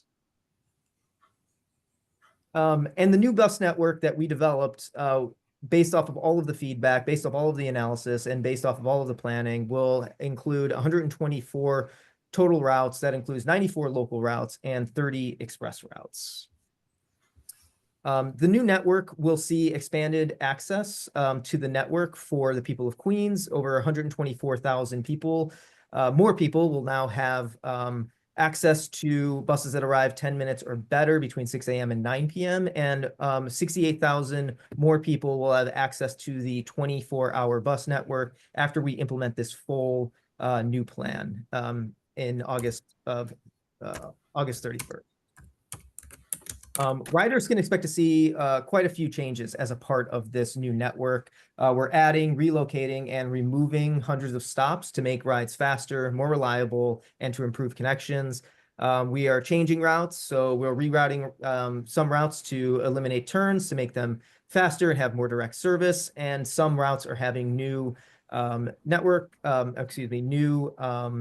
labels. So certain buses that might have just the Q5 might have multiple variants will be a simplified route. That's over on Merrick Boulevard as an example. We're also introducing new routes, so we're expanding the network and extending routes to new areas.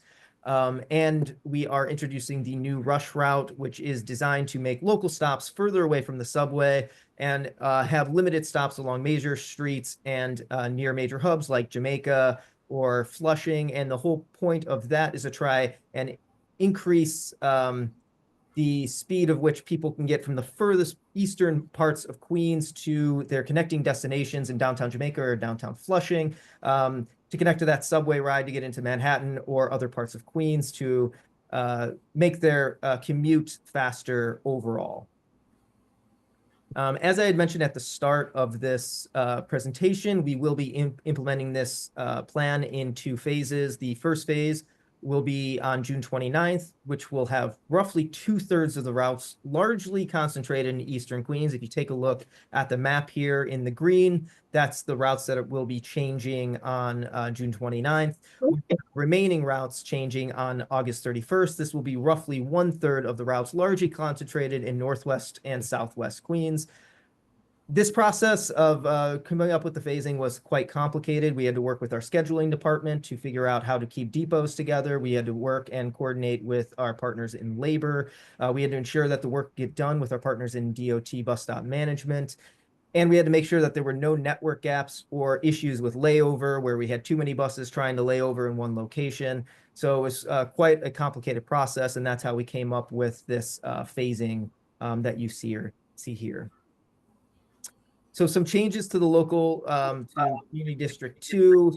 So on June 29th, you can expect to see changes to the Q39, the Q66, and the Q67. We're also going to be introducing that new Q63 service, which will provide more streamlined service along Northern Boulevard into Long Island City.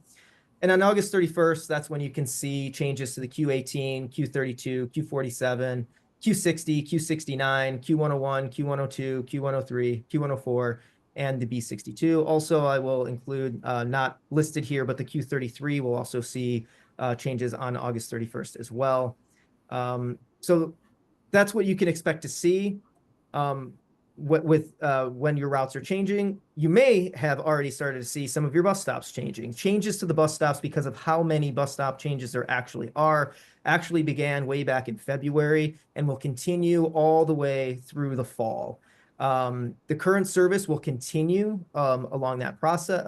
It will continue until the dates of change that were listed. So current service on the Q39 will continue, even if there are some changes or sign changes to the bus stops. But on June 29th, that Q39 will go ahead and change, whether there be bus stop removals or reroutes. That will occur on June 29th. We have been working very diligently within our group, on my team, and within the rest of operations planning and with our partners at DOT Bus Stop Management to try and limit the disruption to customers. So we've been producing these guide-a-ride inserts, and you may have started to see them already, these yellow items on right here on the right side of the screen. These will be put on the bus stops in those boxes that are located on the actual bus stop itself, and it will specifically tell you what the change is occurring at that bus stop. There might be multiple routes that have that stop at a certain bus stop, so you can expect to see multiple yellow signage pieces of information installed at that bus stop. Really important to note that this is a process that is going to be continuing throughout the next few months. So just because you don't see that yellow sign and you know that your bus stop should be changing or your bus route will be changing on June 29th, we are going out there and installing them every week. There are actually over 7,000 of these unique pieces of information that need to be installed at the correct location throughout Queens. So it's quite a process, and we are working very hard to try and get these installed prior to that June 29th or August 31st date, depending on the change that's occurring at that bus stop. So with all these changes, we've created some tools to help you learn about this bus stop, about this bus network redesign. And one of the best tools that you can utilize to find out what is changing is the route lookup tool. This is a very exciting tool that I think will really help people understand the changes that are directly going to affect them. If you go to mta.info /QueensBus, or if you're at the bus stop itself, there are those QR codes right here on this Q111 at the bottom there. There's a QR code. If you scan that, it will take you right to the webpage and it will show you this route lookup tool. You can just type in whatever that change is, whatever your bus route that you're curious about. And let's just say you're curious about the Q18. You'll put in the Q18. It'll tell you what is changing, what some of the alternatives may be, and also give you a link to the route profiles that will show you which bus stops might be eliminated or added or what might be changing. So it's a very specific tool that will be able to help you out right now, actually. You can find out exactly what is occurring to your bus route by utilizing this tool.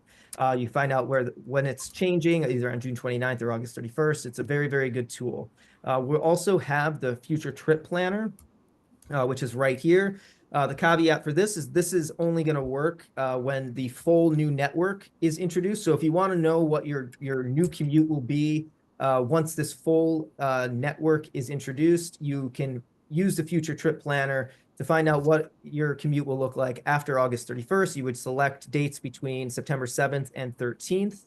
And you could drop flags on one location and on your start location, and then put in a flag at your end location, and it would tell you what buses or subways you should use on this future network. Again, this tool is really only going to be useful to you when the full network is introduced. However, between phases, the MTA app or bus time will still be completely accurate, as should most third-party users like Google Maps or platforms like Google Maps to use to learn how to get around on that between June 29th and August 31st. You would just simply go to bus time on June 29th or June 30th or July 1st or whatever it might be. And you could use the bus time app and find out how to get to and from different destinations. And again, Google Maps should work as well. We've also created a principal phasing guide right here on this screen. It will show you which routes are changing on which dates. It will show you which routes are being discontinued or which routes don't have changes. So certain routes like the Q44, Q53, and Q70 don't actually have any changes occurring as a part of Queens Bus Network redesign. But there are other routes here. The green ones would be occurring on June 29th, and the purple ones would be occurring on August 31st. Again, this is a printable PDF, so you could print it, put it in your pocket, leave it in your car, give it to your neighbor, or give it to a friend. And this is a good guide for them to understand that their route might be changing or will be changing on a certain date, and that they can use that route lookup tool on the website to try and find out more about how their route is changing and whether or not their bus stop is impacted. And again, you can always stay connected via the MTA app, via Bus Time 511. And of course, I would recommend going to mta.info/QueensBus or utilizing those QR codes at the bus stop level when you are out in the field. Or if you happen to find people handing out pamphlets, we are currently out there doing pop-ups, and we're currently have other traffic checking groups at key hubs and destinations handing out pamphlets that kind of give this brief overview to the people out in the field. It has a QR code, and it's a good tool if you happen to get one of those to find out more. And that is all I have. Kate, do you Thanks, Rick. Just to underscore the advocacy and the outreach you might see from the MTA as we move towards these two implementation dates, we will continue to put out more and more specific information. As we said at the top, we're presenting to all the boards in Queens in April and May. We have pop-up events at key hubs or places where people are going to need to make new choices. And the goal there is to reach the riders, right? To let folks who are on the bus know that changes are coming with an informational brochure and resources that are available in pretty much any language you can think of using Google Translate. As we ramp towards those implementation dates, we will stand up something that we call a customer ambassador program. We've done this for other major go-lives in the past, including the Bronx redesign. And that's really the commitment to make sure there are people in the field the days that this goes live, so that we don't leave anybody behind at the bus stop. But with that, I know you have a lot of questions, so Chair, let us have them. Thank you so much for presenting. Thank you so much. Exciting times. I think there's a lot of trepidation about what's coming and a lot of misunderstanding. As a question, on the buses themselves, how much signage goes up inside the bus? Because I feel like that's the best place to advertise to bus riders. Absolutely. So there are posters that go up in the bus. The first tranche has gone out, the second tranche is in delivery, and we'll keep refreshing those because folks love to tear down our signage. That's one of the reasons why we're focusing on those guide ride boxes that Rick mentioned. These are the protected metal boxes behind glass at almost every bus stop. And that allows us to make sure that the information will withstand the weather and the folks who like paper. In addition, we'll be doing onboard bus announcements because not everybody's going to look at the bus wall. So maybe they'll hear it. Maybe they'll hear it a few times. Eventually, between now and June 29th, hopefully they will take some agency, jump online, test out their new trip, see what the new network has to offer them. Beyond that, we're going to be leveraging every digital screen in the MTA's arsenal and those of our colleagues at Long Island Railroad at affected stations. We're also in negotiations, not negotiations, but we're also going to be standing up, additional paid and earned media to really try to reach as many Queens residents and bus customers as is, institutionally possible. Great, thank you very much. Corey. Thanks for the presentation. I had a couple questions. So first off, I understand that, the advantage to consolidating bus stops, right, means that the bus can spend more time in motion and less time stopped, even if people have to walk a little further. Overall, the time saving for all the riders is improved. But I also recognize the concerns we've heard in even today's meeting that people have when their local stop that they are used to using is going away, right? We had a conversation earlier about transparency and communication. I wonder if there's an opportunity to add those bus stops that are being slated to be removed, if signage can indicate where the nearest remaining. It does. Right. Yep, absolutely. You're 100% right. That's what we're doing. Yes. It'll tell you the next closest stops and when the stop's being discontinued. So let's talk globally. Yeah. Because I don't want to undercut the issue that Fran and others raised at St. Sebastian's, but let's talk globally about what we're doing, and then we can dig into localized issues as they come up. Is that okay? Sure. So globally, Rick, do you want to talk a little bit more about the signage? Sure, yeah, and again, this is that 7,000 points of information, right? It's quite a bit of information we had to go through. My team went meticulously through every single stop. It's not just stops that are being removed because of bus stop consolidations, but there are buses that are changing streets, new route numbers, quite a bit of information that we're actually putting at that bus stop That's level. not true. I'm sorry, you have to stay muted while we're doing this. Oh, I'm sorry. Oh, So we're actively working to try and make sure that we get as much information out there as possible. Like I said, this process is ongoing. So bus stops that or bus routes that aren't changing until August 31st, they're not going to see that signage installed at the bus stop level until closer to that date, because we're focusing on phase 1. So you can expect to see the changes or these signs installed at the bus stop level, whether the bus stop is being consolidated, whether the bus stop is impacted by a changed route number, a new route, a reroute. All of this information will be put on that bus stop guide a ride. And again, that information would be there to say, like, this stop is being removed because of a bus stop consolidation. Please board at X location, let's say 61st Street and Roosevelt. In certain cases, that might be the stop that it might tell you to go to. It might tell you to go to the previous stop. But again, this is quite a bit of information, and we are printing. It's 7,000 unique guide a ride inserts. So it's been quite a bit of effort, and we're continuing to work very hard and diligently to get them installed prior to June 29th, and then again to get them installed prior to August 31st. And your community is going to see that split. As we showed on the map, there are a number of the routes in your community going with phase 1, June 29th. So those are the signs you're starting to see crop up, but DOT is installing several hundred a week. But then those routes that are going on August 31st, the longer list for your community board, that signage isn't really going to start cropping up until after phase 1 is implemented. But the signage is reiterating what is available online in our communications tools and the proposed final plan. So this information, including full bus stop lists for every route, is available for you to review.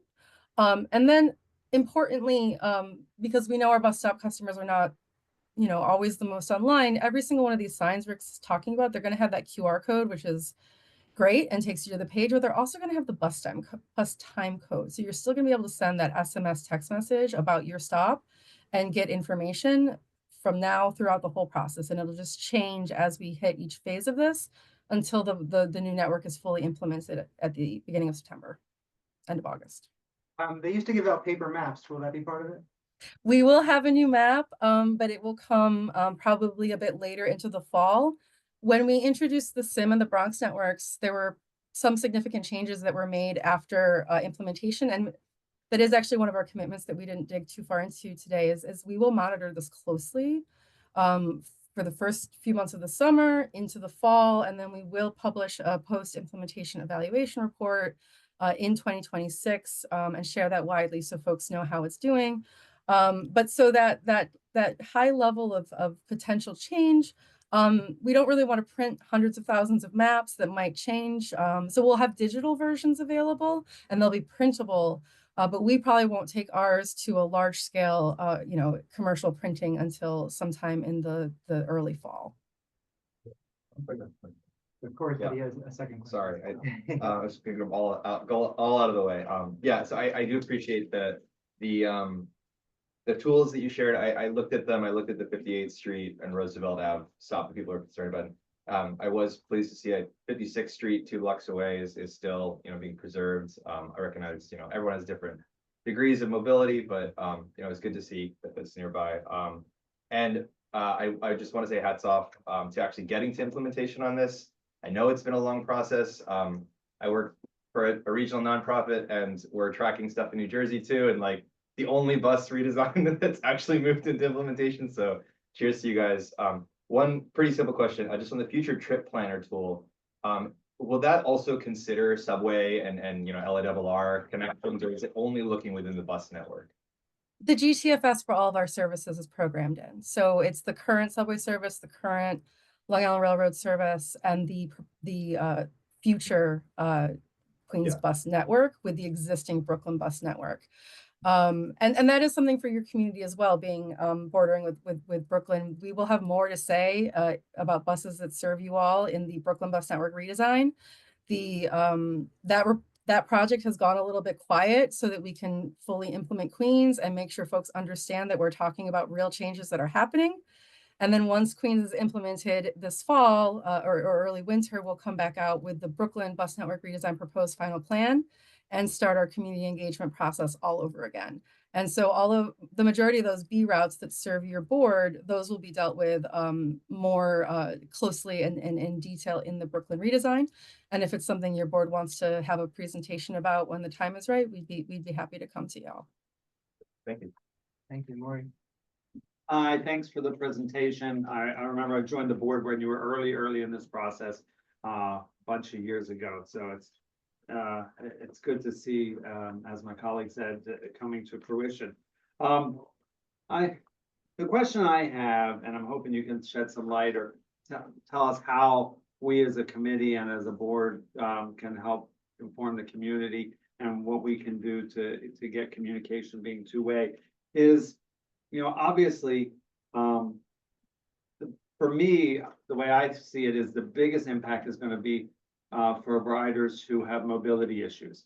And obviously, if you move a bus stop or a route where someone has mobility issues, they're going to be alienated, and probably somebody else in a nut where it's been reallocated or moved, somebody who has mobility issues in that area now is benefiting.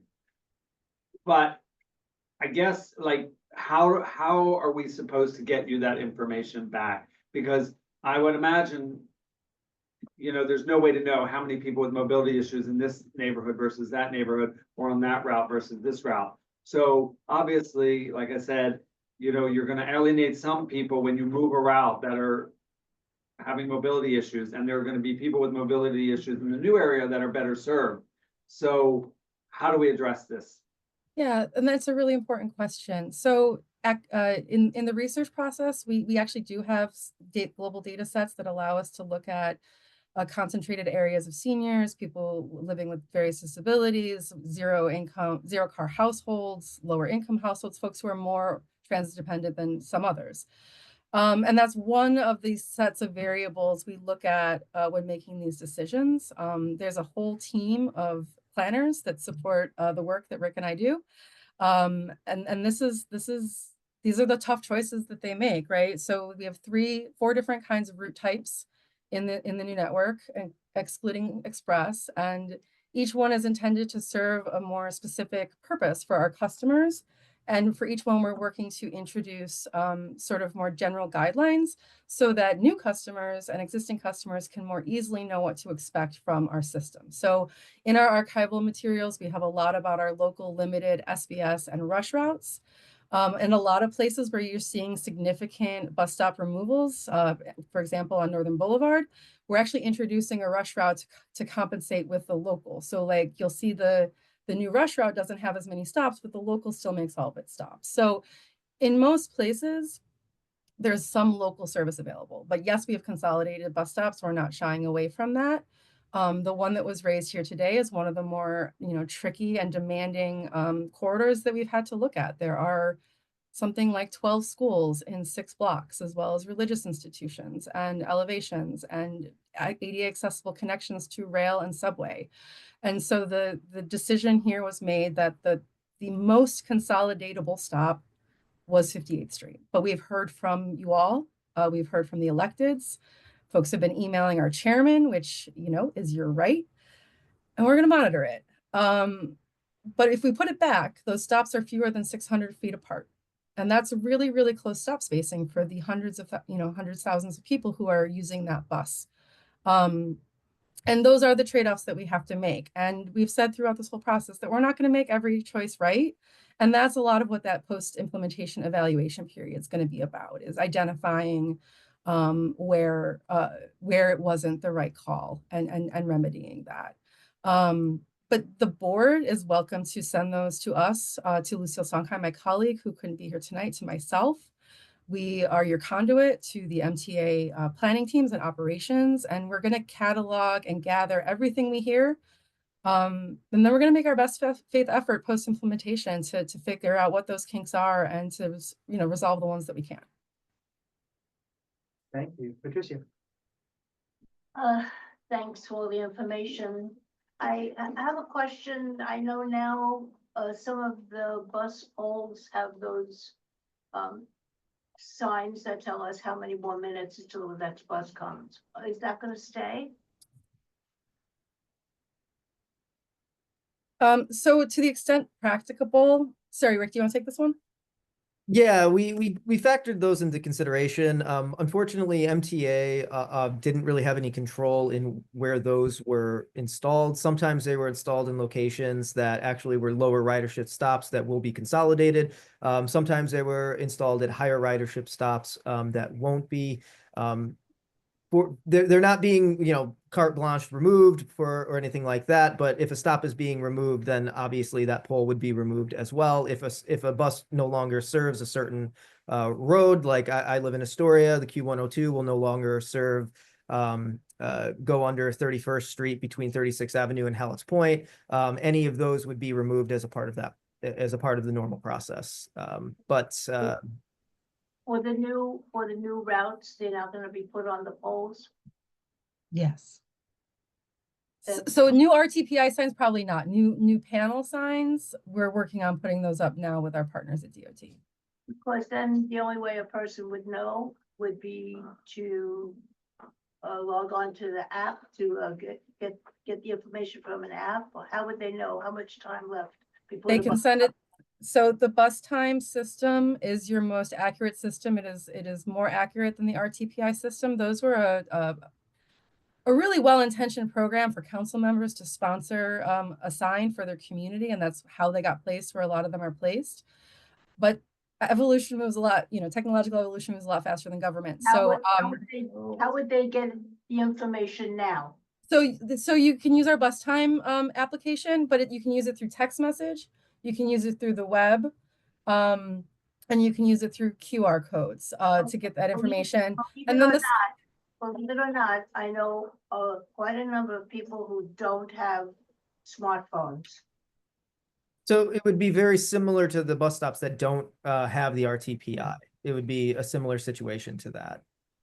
So Which is what they won't know when the bus is coming then.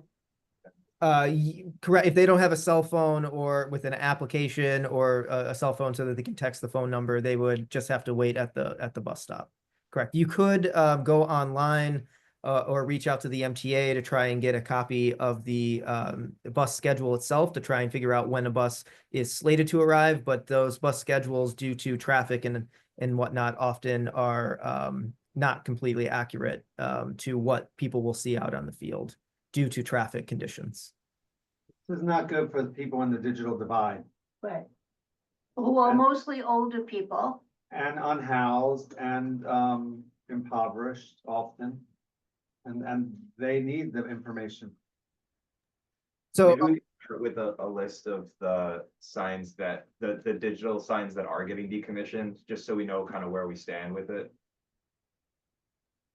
I mean, was it that much money that was given to? They're not our program. I can't speak to the cost of the installation or the movement of the signs. They are a partnership between DOT and your council member for the most part. But I will certainly take this concern back to our colleagues. If there's any more information we can provide to the board, we'd be happy to do so on follow-up. But there is less than a percentage of bus stops have these signs. This is not a huge removal or a huge change for the majority of bus customers. And where we've been, You mean here in New York, but if you go to other cities around the world, you will see London has one of the best systems with the buses and great timing, and you don't need to have a cell phone or a smartphone or any phone to know when the next bus is coming. sure, and that is also the Don't we intention. deserve that here in New York? Well, that is the intention behind the all-day frequent network, where the vast majority of our buses are now going to be coming every 10 minutes or better, to cut down on that need to know, so that you're not standing out for 35 minutes waiting for a bus that is delayed. But yeah, other cities have some really remarkable technology that maybe someday we'll be able to see mirrored here in New York. I think the point remains right. Like, I think, one, it's true that very, very few station stops have digital countdown displays. And also, we want more.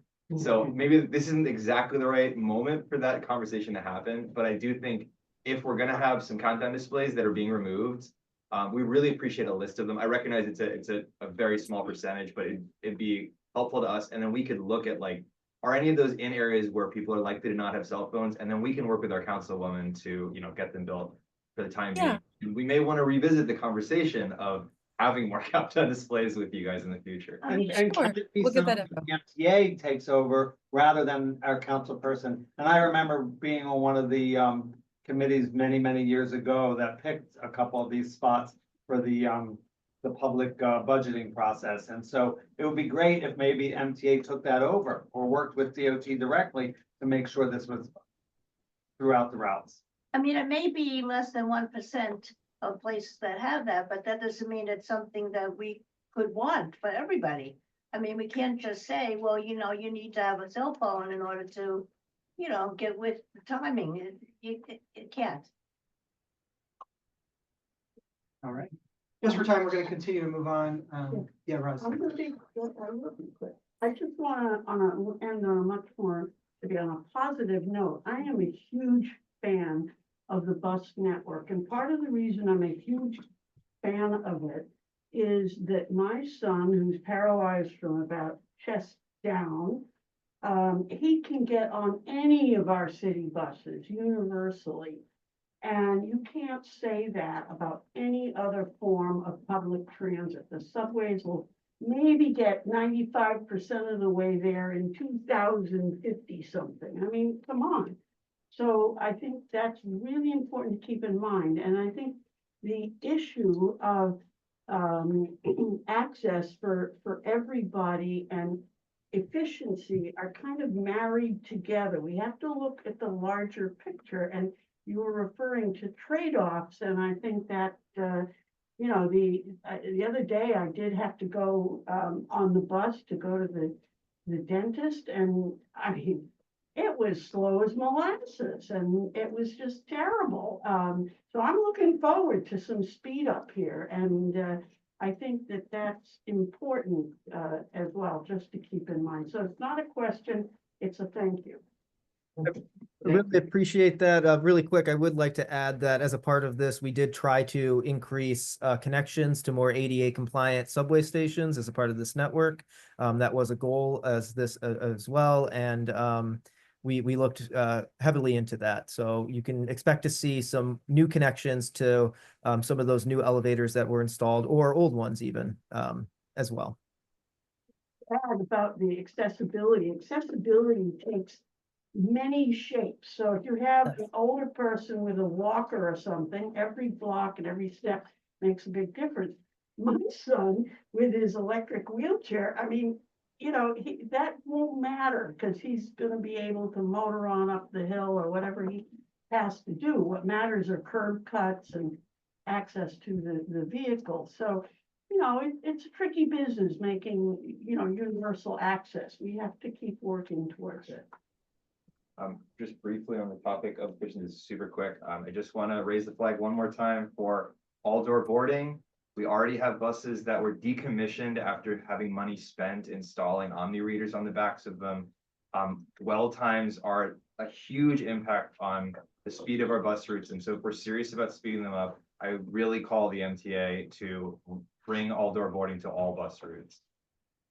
You translate that a little bit. Yeah. So, No. if anyone's ridden a select bus service, any of the SBS lines, you know, you can board on the back door, right? There's an Omni reader, you tap to ride. I thought you boarded on the side, on the sidewalk, you bought your ticket. You can do that, but with Omni, you don't have to So anymore. now that they're, Yeah. And Omni readers were added to the back doors on every bus in the fleet. But because of concerns about fare evasion or whatever, they haven't activated them. And so a lot of money was spent installing this, and actually entire fleets of buses have been decommissioned after having Omni installed. But you know, without that boarding on the back, everyone that gets on a local bus has to line up at the front. And we all know in Queens that takes a long time on some of the busy routes. That's all time the bus is sitting at the bus stop, not moving. And that contributes a lot to the slowdown. We have extra doors, we have extra tap readers. We should use them. We should use them and make it easier for you to get on and off of the bus. I have an important question. Okay, thank you. One more important question. I don't know if you're putting in new buses into fleets of buses now, but what are the windows going to be like? Are they going to be transparent? Are you talking about like having ads on top of the windows? No, I can't stand, it makes me crazy that I can't see into the bus. Because something could be happening in that bus and nobody knows what's going on. So I would rather have all transparent glass. So I don't know what your buses are like, but I think it's really dangerous not to be able to see inside a bus. So with the caveat that it doesn't have a direct impact on service reliability and frequency, I second, you know, I think I actually come from the perspective of sitting on the bus and looking out, but you know, when the stuff's on the window, you can't really see out either. And it's kind of an insult to a rider. The subways never have their windows obstructed. The trains never have their windows obstructed, but it's acceptable to cover the windows for bus riders to sell ad space. You know, again, off topic from the bus redesign, but I share your concern about covering the windows. Absolutely. But usually you can see from the inside out because they'll have those little like pixelated things. Yeah, you that know, sucks. but you just Okay. can't see. That's like the question. Will you activate all door boarding? Knowing So the MTA's position remains that we need to get fare evasion under control before reopening that conversation, but I am thrilled that at our last board meeting, we reported some really incredible improvements on both the subway and the bus side. So as a person who also loves buses, I remain cautiously optimistic in a full Omni future that we will be able to leverage that all-door boarding technology. But for this moment, for this implementation, just in it's terms going to of, remain on SBS. just in terms of getting it under control, is there any kind of like level that has been clarified on like, you know, fare evasion needs to get below this level and then we will consider it under control? I don't have that information. Okay.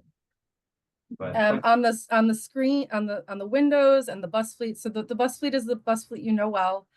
Getting new buses is something that takes a really long time.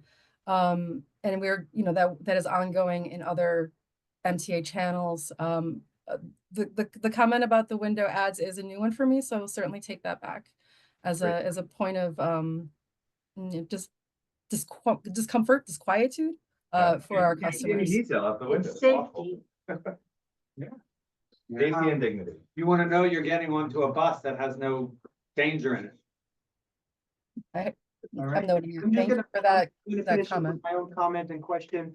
About the 58th Street stop, I know that area very well. It is as close to a town square as you get in Queens. It's right in front of a church, it's right in front of a school, it's right in front of restaurants. And most importantly, there's a renovated park with benches there. It's the perfect place for a bus stop, for a community, just to sit and wait for the bus, talk to your neighbors and get on the bus. It's also flat and relative to the 56th Street stop. So if you're looking on a granular detail for where to put a bus stop, that's the place. And I understand need to speed up service. The 56th Street stop is a very, very steep hill. So when you get to a town square kind of place, I think people might accept that there's 3 stops within a small place because you're boarding a lot of people. It gives more people more chances to board. You know the numbers, you know how many people board there, so I can't speak to that, but I do appreciate that the MTA is not printing maps until they know how the system actually works. That's my comment. And then also, we're always skeptical of big changes, but it seems with a lot of things like congestion pricing and stuff, there's a lot of skepticism, and then when it goes in, it's a huge success. People really like it. Is the Queens Bus Network redesign going to be a huge success that everyone's going to like? I mean, I hope so. I've spent the last 6 years of my life talking with y'all about how to make it better. And I'm sure you'll tell me where we missed the mark. And that's the take, right? Like, your borough is huge. Your neighborhoods are complex. There's important things that happen in locations that the data isn't always going to point us to. So that's why we're leaving the door open for that post-implementation evaluation. And trust me that your community has been hard on 58th Street. We have a more detailed response to why we made the decision that we've made. And we are tasked with implementing what the board has voted on, but that's today. We know this conversation is going to continue. We know we're going to hear from the elected officials as well. And we'll keep the dialogue going, and we'll share any changes as they come up. Thank you. And one very quick question. The 58th Street stop, in my research, did it look like that was changed right at the end in the addendum? Or had that been the idea? Had that been printed in the plan? I can speak to that. It was part of our after our outreach from the proposed final plan. It had remained in the proposed final plan, but as a part of the proposed final plan addendum, we took a fresh look at that area and used some of the public comments and took a look at what was nearby. The 56th Street stop in particular has that school right there. It also has the Queens Library right there and a couple of other community items, and then that 61st Street is that transfer point. So it was just better space-wise, as well as serving that school and other parts of the community at that 56th or Skillman Avenue stop. So it was a change from the proposed final plan, between the proposed final plan and the proposed final plan addendum. Right, which happened at the end of last year into the beginning of this year. So that's why community members, even though this has been 6 years in the works, a lot of community members were caught by surprise, and we're hearing from them now. But yeah, that's all we have to say. Thank you very much.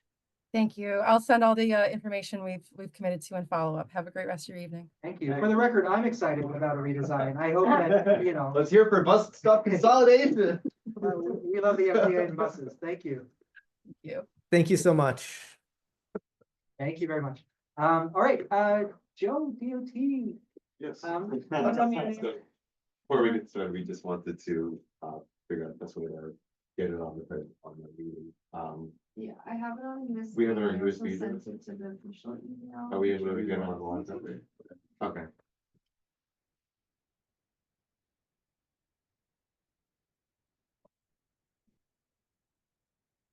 Yeah, I can just give it up. Yeah. Here, let me just plug it in and hopefully the virus is on. Oh, yes. I mean, I could retire, you know.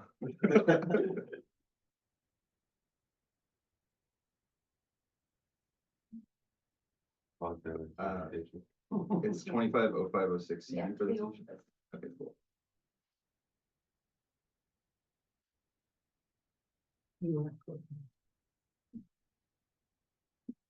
Love the way you named your file. Year first, then the month, then the day, everything gets in order. File nomenclature. Huh? File nomenclature. Is that It's a real thing. considered a good thing, right? It's the way you're supposed to do it. Yeah. The way I do it. Ask any library science person. Yeah? All right, I think we're good. There you go. Thank Taxonomy. you, everyone, for waiting till this moment. Thank you.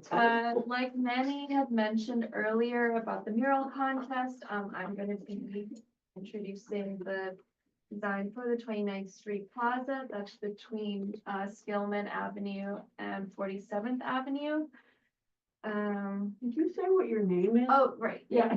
Sorry. My name's Nicole Chang. I am a urban planner with the Public Realm Unit at New York City DOT. Cool. And And I'm Dan Wagner. I'm the director for project development and delivery at Public Realm Unit at DOT. We're gonna be going over 29th Street at LaGuardia. As many of you know, there's an ongoing open street that happens there. It was kind of born out of like one-time events that the school was having. So that's something we've been working with the council member with and the school directly about trying to make this a more permanent feature of the neighborhood. So this is just kind of an update on where we're at. And you asked for a project that everyone's gonna love when it's done. Yes, please. Cole's gonna tell you about it. If there's any project that has support at this point. Look at this communication beforehand. So here, this is actually a photo of one of the open street events when it started in 2022. Between what and what street? Skillman Avenue and 47th Avenue, and there'll be a map later on so we can orient ourselves. People have set up when they need this one screen. Okay. Yeah. So, just as a reminder, this is part of our agency-wide mission to provide, safe, equitable, and sustainable movement of people and goods, as well as creating public space that strengthens communities. The plaza is part of our units, we call this like the public realm feedback loop. So there are many ways that projects are generated. In this specific instance, like Joe mentioned, this street next to LaGuardia Community College has been an open street since 2022, so 3 years now. And with the success of the open street, we were looking to take the transformation of the street to the next step, so permanent road closure so that students and people in the neighborhood can enjoy it as a new open space. Can I interrupt you? If you could move over there, you would be able, and I don't think you're gonna block anyone. There we go. Thank you. Thank you. So just to orient where we are, this is a larger neighborhood map. You can see the Long Island rezoning area in yellow, that you guys have had a lot of meetings about. And these are some adjacent projects that DOT has done and is currently working on. 29th Street is right in the center. So a little bit about the project history. Like we said, this started as an open street. So the kickoff event was the pop-up plaza in May of 2022. And there were the different uses, like just passively sitting and enjoying the open space, to more active, like students being able to play basketball and play chess. During this pop-up plaza, we conducted a survey that had over 500 respondents, just to understand, like, how do people usually get to this space? What kinds of public realm improvements would people like to see? Majority of people opted for just more things like open streets, more public space, more pedestrian circulation space, and more seating, all of which we're planning to bring with the plaza. We have also had meetings with Council Member Wong between over the last year or so, talking about broader Long Island City public realm improvements, as well as specifically updating on this 29th Street Plaza. We have been in conversation with the community college since March. They helped us land on the final design for the plaza. And we also did on-street community engagement with the students and met some people from the surrounding neighborhood. You can see Dan in the photo. This is part of Earth Day 2 weeks ago. So getting into the design proposal, this is a photo of Hillel Plaza in Brooklyn, which we envision 29th Street becoming more like. This is a map of the existing conditions, so between Skillman Avenue on the right and 47th Avenue on the left, this is rotated, so Skillman Avenue is to the north and 47th Avenue is to the south. Like mentioned, this is an existing open street. There is a parking lot access at the middle of the street, but that has been closed since the beginning of the year, and that is operated and owned by the college. So they made that decision. And you can still access the parking lot from the middle of 47th Avenue. We're with student feedback, we are going to be installing bike corrals in the plaza as well as some furniture. And the community college will be applying for the DOT Art Partners program to paint the entire plaza. So instead of just having like blank beige paint or gravel, it's going to be a design. As a reminder, these are items in our toolkit. When we were doing on-street engagement, we heard a lot about how it would be great if there was more shade because it's a pretty windy and sunny place. So umbrellas are something that we can bring to the space. These are like the flexible delineators, granite blocks, and planters that we're also going to be installing. The DOT Art Partners program. So our art team partners with organizations in order to make sure that the artwork they install is successful and maintained.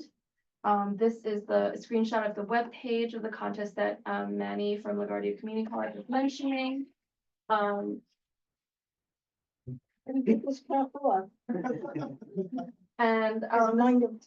the submission deadline is May 19th, and the winner will be announced May 28th. It sounds like a contest, fun. They're rushing to get here, right? With Thompson Ave, is this the road that comes like Skillman? It's where Skillman and Thompson meet. Yeah. So it's right on the corner to the west.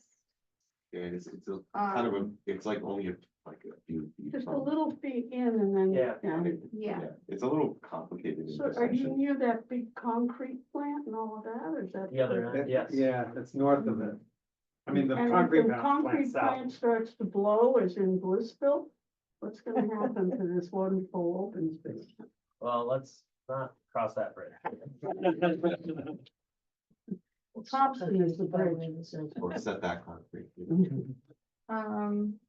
The partner responsibilities for LaGuardia Community College, they'll be responsible for basic maintenance tasks such as litter removal, snow clearance, furniture maintenance, and horticultural care. And our unit will work closely with them to make sure the maintenance is carried out. This is a reminder of the general rules for all pedestrian plazas. And that permits are required for all events and programming in the space. A general timeline. So like I said, we have been working with the college to finalize the design. We briefed council member 1, and we also did on-street community engagement. Right now we're presenting to you all. And the hope is to implement this over the summer. So June to August. And that, it seems like there's some questions of. SIP up there? Yeah, What's that? SIP stands for Street Improvement Project, and that's just what we call our projects in temporary materials, meaning that they're like on a shorter timeline and they're just, yeah. Anytime we come with a project, we just call it simple. Yeah, okay. I mean, That's- I just wanted. The counter is a capital version, which usually costs millions of dollars yeah, and takes no. 10 years. We're not talking about capital, so it means we're talking about SIPs. Yeah. Yeah, I mean, I'll put up the map, just, maybe the map is hard to. Can you make it larger? Well, no, you had You to. might be able to, like reverse pinch, like zoom in on the. There you go. There you go. There, okay, so. It's- Yeah, that's by the rail yards, Okay. you know, when Skillman comes So down. Skillman and Thompson cross there, Yeah, it's and then 29th Street is right on that, after this bridge. That's the bridge before the entrance to the Queensboro Bridge. Queensboro Bridge. Is that what the Janova, Yeah. that's a Main Street was? No, I think it's further, I think it's further west. I don't know where this is. It's down, it's down Skillman, like is past that- the bridge. It's right near the entrance to the upper level on the bridge. It's not a lot of traffic around there with all the, There's Oh, not a lot of okay. traffic on 29th Street proper. That's, this is in 29? this is on Yeah, so 29th it won't, Street. it won't yeah. affect the traffic volumes on Scalon and 47th, like it's just, and because the open street has been operating for the last 3 years, functionally, it's as if the road is already closed. Part of the reason you don't know about this street is because it's one block. You can't get to it, you know, there's no through traffic, there's nothing there, and it's been closed for 3 years. And it's been closed for 3 years. Is this by that Hogshead Bridge? Yeah, it's That's just a north little of there. further down. Okay. It's just like north of there off of the avenue. Cool. That's the presentation. Thank you very much. Thank you. Any questions? I will say, I appreciate, I work near Broadway, in Union Square, so the entire Broadway pedestrianization project, which. That's our unit as well. That's your, the public realm. It's amazing. That's another one of those grand projects that people might have been skeptical of, but then it just turns out everyone loves. And what they love are chairs and tables and shade, and just a place to be like, where can I be that's not a crowded sidewalk? Yeah. Or the middle of the street or something, it's like a place to be. Yeah, right? Yeah, totally, like to have a moment and, oh, what is that, darn, planners, famous, the guy who wrote the book about public Third spaces. place. Not the third place, that was the Starbucks, wasn't it? The book about public spaces, I mean, There's a lot of them. No, there's this one, the something of public space, and they talked about, they did these studies in New York and. Oh, where they William observe White? people. Where they observed I think it is people. William White. yeah. Yeah, it's William White, yes, thank you, and we've got a great documentary video on it, and It's also a little dated. it's very dated, it's very dated, but one of the great, we teach it at Parsons in the design program, and part of the reason we teach it is because our students are real design students, they're not doing public space design in that sense, but they're learning how to use the public space, and one of the things that White brings up that I think is so important is that they created so many times the developers are told, yeah, if you build a little higher, you can, we'll let you build higher if you make a public space, and they make these very unwelcome public spaces. And that are maintenance free, they don't have to put, and people don't want to sit there, they don't want to relax, they don't want to hang out. And so I think that's why these places are so nice, they're well, even if they're SIP, even if they're not costing millions of dollars, there's chairs, there's the plazas under the 7 train. People thought they were gonna be a disaster and weren't gonna be, who wants to sit under the train and who wants all the pigeons? People love them, and they get upset when they take the chairs away too early or during the winter. So I think this is great. My one question is about the umbrellas you talked about. Is that something LaGuardia has to take care of and break down every day or whatever? Yes, it is a partner responsibility. I think that the DOT can help provide them. This is really a conversation between us and them rather than, but yeah, it'd be a partner responsibility. And just to correct myself, I believe his name is Holly White. Sorry, I don't know who William White is. No, I think it is William White. Is it Holly? No, maybe William Holly White. Might be both. Are the tables, bolted down? No, they have to- yeah, they'll be movable furniture, so, They'll lock them at night. They work in the city they work in Manhattan very Really? someone online. What are you worried about? They'll be gone. Well, I mean, the partner is out there. They're out there daily. They're right there. You know, they should be being able to track them down if the wind blows them over or something like that. I wasn't thinking about the wind. So the design contest is just for the mural, right? Is there any opportunity for input on, the elements of the open street like we're talking about, like planters and shade? It's all, nothing's bolted down, which Right, means right. we can change it on a whim. So I think that's gonna be an ongoing conversation Okay. with the partner, you know, Yeah. into perpetuity. So that, but the elements are provided by DOT or by, I know it's the responsibility of the college to maintain them, but they're provided by DOT, right? Yes and no. So we have partners in similar situations on Broadway who choose to purchase their own. Okay. The partner is more than welcome to purchase their own. They'd have to run it by us. But if they cannot or do not want to, then the DOT does have a standard set that we will provide. So it's both. Yeah. Well, putting my hat in the ring for some more planters, just as you know, this is a very, very industrial part of the neighborhood. So the more greenery we get, the softer. this And it's, will be well, to we can Marty's point. basically provide as many as the partner is willing to maintain. It really comes down to like every planter requires somebody out there gardening and weeding and whatever. And the planters also need to be removed from the street at the end of the day, or can they be left out there? Those, yeah, we'll be able to provide, approval's the wrong word, but we'll work with them on placement. We'll make suggestions if they want more, we can work on it. You know, it's really up to sort of their willingness.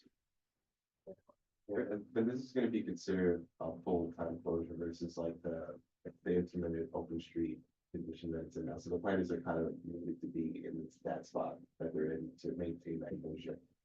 To kind of give a message to people that, drive down this block. Yeah. Right, yeah. But try to You need some hard infrastructure to keep people Yeah. out. Got it. And then, there's also sidewalks there where you can plant trees. Well, there are trees. They There are did, trees. they Okay. did One in the recently, middle of the sidewalk. they planted that like about a year or two ago, and I got a lot of weird questions about it, and that was because there was some utility conflict. Oh. So if you ever see a tree planted in the middle of the sidewalk, it's not for no reason. It's all over the internet because of that. Yeah, there was a big, cane for pedestrians. there was a big crossover in Astoria last year. But it is usually because there's a utility conflict, but it's still, they still make sure to have that minimum width for pedestrian access, even if it is in the middle. Also, we don't encourage that. Like, We don't- as an yeah. agency, we do not support that. Our We urban design understand. team does not. Understand what happened. Are bike racks part of the design toolkit for this? Yeah, they're actually, we actually installed a bunch on Skillman at that corner, last year. We're still looking to implement even more around college, given that we actually installed some on Van Dam, and we're gonna be installing those corrals as part of the project. Cool. The crowds of the They're kind of like, the storage loops. ones? Yeah. Oh. But we're still not doing any storage, right? For storage? Oh, Of bikes. Well, that's something we can look at long term, but right now it's gonna be the standard, like, we call them sleds. Yeah, Like, but they're just like a cluster of like bike racks all in one piece that goes on the street. Nice. You know, you mentioned that tree.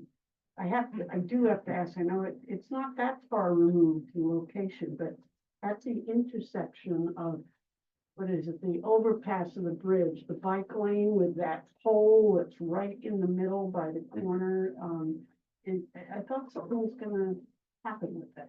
Yeah. That's the Go on, public Joe. realm. Yeah. Were you gonna say something? I can answer that too if you want. Yeah, but that's something we're still having like ongoing conversations with the developer at that property and DOB. What's the developer of you mean the property in where the Phoenix house used to be and all that? And So where that construction fence is next Yeah. to the bridge. Yeah. So the developer is who's responsible for creating that entire setup. As part, it's called their MPT to mitigate the closure of the partial closure of the sidewalk. So, we've been working with them for them to install the markings on the sidewalk and to install the signage. So that sign in the middle of the street is something we have to go back to them and discuss with Do them. they really need it for any reason? I mean, it's scary. I have trouble. I never know which side I should go on. It is. It is a concern. I can't believe somebody hasn't put their head. Yeah. Right straight on. I did speak to, as a cyclist. Yeah. As a local, by the way, I am a community board 2 resident. Hey. As a cyclist, I have biked through there and I know the guy who basically said, you have to do something here. And this situation is what he came up with. And I was like, what are you doing here? And he goes, give me a better option. I can't think there's nothing else. Like maybe no Nothing. pole. But the fact is you've got a 2-way bike lane that is about 3 feet wide. That doesn't make any sense. But he's like, you also have to have pedestrians walking there too, and really ultimately it comes down to that developer's fence is protruding while they're not Yeah. doing anything. And I keep saying over and over again, that developer could relocate their fence to the edge while they're going to continue to not do anything. I don't know, it's really hard to get a developer. That logic on the north outer roadway of the bridge, there should be poles all the way down, right? Well, I I would mean, hope you know, not. if you can write a letter, if you could write a letter to your mayor about the way he stopped the north-south outer roadway from opening, then we wouldn't need to do that. Funny you mention that, we did. We have Write him another one, and another one. Ring everyone sign on that's to it? here and have them write a letter, like, seriously. I was here a year ago telling you about how great this project was gonna be. Yeah, they presented it. Yeah. And I don't know what to tell you, the mayor just blindsided us, so we need. There were cars going over there today. I thought, I didn't see any for a while. I went over the. Right, it's not even that And then used. suddenly there was a little cluster. Well, it's like, that's the thing, is I've done my own, like, not official Yeah. counting of that, and I'm like, God, it's so light, traffic on that one roadway is so light that whatever the mayor's concerns are, which she has not informed us of, I feel a little misguided. All right, well, just since we're on the subject, we will ask if there's any news about the South Outer Road. There is none. If- So there's no longer an opening date. For years, we had an opening date that got pushed back and back. So now there's no more opening date, but it is complete. The first section. The project is ready to go, Mhm. as soon as the mayor tells us, okay. They have cars driving over the pedestrian sharrow things. I mean, it's ridiculous. Monica, you have your hand raised. This time is only for committee members, but I'll allow. Oh, sorry. No, if you have a brief comment, well, we're happy to hear. Okay, thank you. I mean, especially as a LaGuardia on the faculty there and at that very building. One comment I want to make is students will love that, particularly in warmer weather, because that C building is like a meat locker. It's freezing. So they'll be very happy to have a nice place to sit outside. That's one comment. The other is, so the mural, just by looking at the presentation, are we talking about a ground mural? Yeah, it'll be a Yes. asphalt mural, so Okay, and security, I'm just wondering about if they plan, if the college, if it's gonna be LaGuardia's responsibility or some other entity for having security there. Because that's something you're gonna need. Well, it is still a public space, so if there's any, safety concerns, it's still accessible by PD, but I'm not sure that it's been a topic of conversation with the college yet, but we can definitely ask if that's a concern anyone has. Right, I think it might be. It also gets very windy there, just saying, because someone was asking about umbrellas or if the furniture would be bolted down. It's where your umbrellas get turned inside out, which can be nice on a hot day, but sounds like a great plan. Thank you very much, Monica. Yeah, thank you. So just returning one more time to South Outer Roadway. Is it, I mean, it's the hottest topic for this whole board.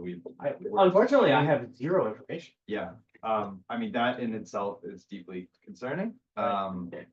Is it common practice for the mayor to have to like personally approve every, every roadway project? Like, why is this one, why procedurally, why does the DOT need to wait for the mayor to open this project that they already completed? We are a mayoral agency. Right.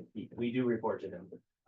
And to answer your earlier half of that question, every project that the DOT does is reviewed by City Hall. Okay. So, yeah, but you're right, it's not typical that the mayor would be like, no.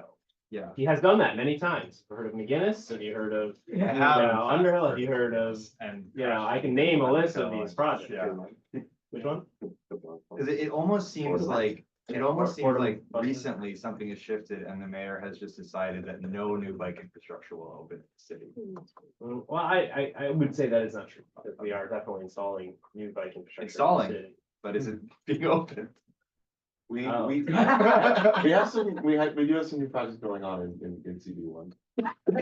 So Yeah, there's striping on. I wouldn't say any Yeah. stalled at the moment. I don't know if this is unofficial, I don't think this is news, but somebody told me that the temporary restraining order on the Borden things lift. Yes, we'll be getting to that. Yeah. Oh, Yeah, okay. that's on the Yeah, agenda. that's how it is. I don't know, but that's just me talking as friends, right? So anyway, my point is I Yeah. believe we are moving forward. Okay, that's good to know. And that's exciting. So because we had so much public comment and we haven't even gotten to the point where we asked Joe a lot of questions, I will tell our committee to please, please, please ask the pertinent questions, the important questions, tonight, because it will be 3 hours. In a few minutes. So you think we're done with 29th Street? I think, 29th Street sounds it sounds great and I love it. And, I got onto the community board because of the 39th Avenue Open Street. It became a meeting place for me to take my family. These things are extremely important, especially in our part of Queens where we don't have a lot of open space, green space. So I appreciate it. It's nice to. Good job. Before closing, I'm gonna ask you one question. Yeah. How long the Yeah, office is 24 hours? Yes, of course. Yeah, so it's And- a 24-hour opening. It will, Yeah. yeah. And we would love any continued support or comments on it, if the board wants to, offer that up. Oh, that's true, yeah. Well, can I still propose? When the 24 hours, the problem, Draft is the homeless gathering. Like First, Jackson had participated making the diversity plaza, 24 homeless people are drinking and a lot of bad things going happening. So when the 24 is open, there's security problem there. So the partner will be taking down the chairs and the tables every night. So it's, I Are you mean, gonna take the tables in? Yeah. Oh, okay. They have that's to lock why, them that's up. why they're not bolted down. But it won't be open to vehicles, even if. No, they're moved to correct. furniture, right? Yes. So yeah, I guess some of our language is a little muddled, but it is closed to vehicles permanently. However, it is open to FDNY access and NYPD access if needed. It is closed at night to pedestrian activities with all of their tables and chairs, and then open in the morning. For Like the programming that they have. Yeah. Yeah. You are near that large shelter and they're out on the sidewalk there at Skillman doing haircuts and stuff. I mean, they're desperate. They're gonna love this. Huh? They're gonna love the open. Oh, maybe. Yeah, I mean, as long as not doing anything illegal or Is there a motion on the floor? Well, Yeah, they- Rod's made yeah, a- they're- I've gone by there. I know. Oh, yeah. All right, so Roz has a motion, Corey seconded. Corey but I think we have to. Let's hear the. All right. Hold on. There's a motion on the floor. Point of order, motion on the floor. Okay, so the motion was to write a letter of enthusiastic support for this 29th Plaza, public realm project. Street. And Corey seconded. Corey, do you second that? I do. Yes, you do. Okay. Discussion. All right, any discussion on that? Okay, all in And we have a favor? quorum. Call the question? Oh, call the question. I'd have to call the question. Oh, Just restate it and. What? You can restate it and. or we Yeah, can this just- is memory. Oh, that's how you call the question. Okay, we'll call the question. Enthusiastic support All of right. the 29th Yes, Street. All in favor? All in favor, there we go. okay? Is anybody on that? Corey, Oh, Corey, you. Can I vote again? Hold on. all in favor, excellent, thank you so much. We will send a letter to our mayor. Thank you. Thank you. Great, now we're going to ask, Joe, Joe, T, okay, Ralph, thank you. a question. Yeah, Joe. You have clearly got the second or those. Or first, Well, Joe, if you want to address the agenda or any items you have. Yeah. Hollingsworth White, but known as Holly White. Well, thank you, I Nicole. was, you're Okay. Well, no, it's William Hollingsworth, Holly Wright. Oh. All right, there we go. Thank you. We're all right. He wrote Leaves of Grass. So that's. Is Please. that Robert Fox? Yes. All right. That's a road not taken. Let's run down the list real quick. First of all, good news, the TRL has been lifted, the temporary restraining order has been lifted for Review Avenue. Yeah. For the, Review Avenue, tip, the reading as you'll call it. Very good news to hear that. And so because of that, we can expect installation to be imminent. So we're, getting all our teams together and we'll be able to get that installed as soon as resources allow. Which, goes right into these other points that are right under it. So the speed reducers we do plan on having those reinstalled and have it work with the current installation of the project. because there's going to be some changes to the dimension of the roadway. So that will be included. And also the no trucks, signage on 37th especially. And I think it might also help on 35th. So there's gonna be 2 small one-way conversions as part of the project. And one of them is gonna be the reversal of 37th Street. So currently, I believe it goes northbound, and it's gonna be converted to southbound, which will kind of help the concern with any kind of truck traffic going down that street, because it'll be reversed in direction. So instead of vehicles turning into the street, traffic will be coming out. Was that part of the original plan? That was part of the original plan. And the And original plan is what's being implemented? yes, Yeah. there wasn't, any other changes to the project, I'll be able to let you know, but I don't believe that there was any major changes, from that. As soon as you know, time on, because I know that the next stage is dependent on the first stage happening. Yes. Yeah. Of course, and at 35th Street, there's gonna be a little hard to describe, there's gonna be a very small one-way conversion, for View Avenue on the west side of Greenpoint Avenue, where that gas station is.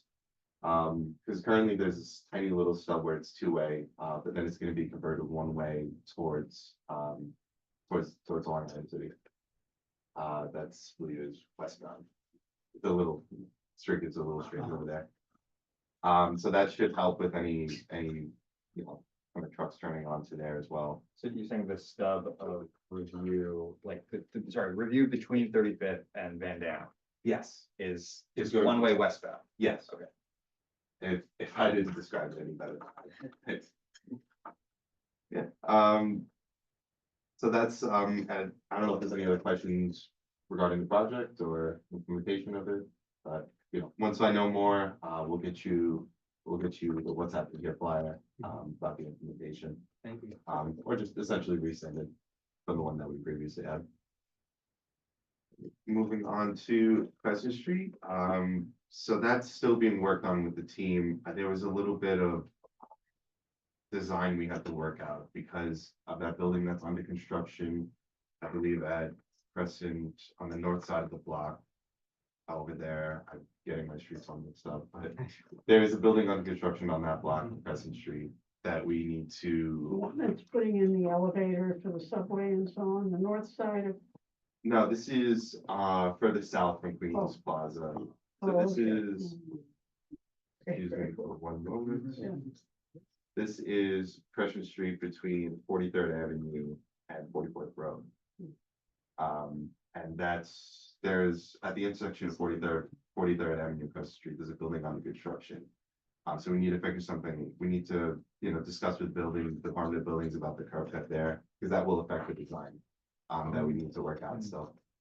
Joe, you skipped over in the Blissville section of the agenda, the asphalt, green asphalt, issue that everybody, our Blissville members are so particularly worried about. Is there any update on that? I mean, as it stands, they are required to, based on the Department of Environmental Conservation, they're required to modify. January of 2024, and here we are. Yeah, I'm not aware of the status of their work on that. There was no change in that's our request to you guys to stop doing business with them. We require them to have a plan in place to do that, so that doesn't change us. There's no change to that policy. But you're still doing business. At the moment, I don't know, Oh. but because it's not even season to be doing business with them, which would only be in the winter. So that, It's only in the winter? that's when the asphalt's being recycled. That's when they do business with. Yeah, Did you do business in this winter? I'm not sure, I have to check. Find out for us. I will, thank you, of course. It is an issue that comes out, and I'm sure you get the emails as well, from Tom and the Blissville Civic Association. Who Yeah. are the people in the neighborhood who are breathing in the air? Of course. So it's a daily issue for them, some days much more than others. The small doesn't stop it. Well, Yeah. why do we move back? Yeah. Yeah. All right.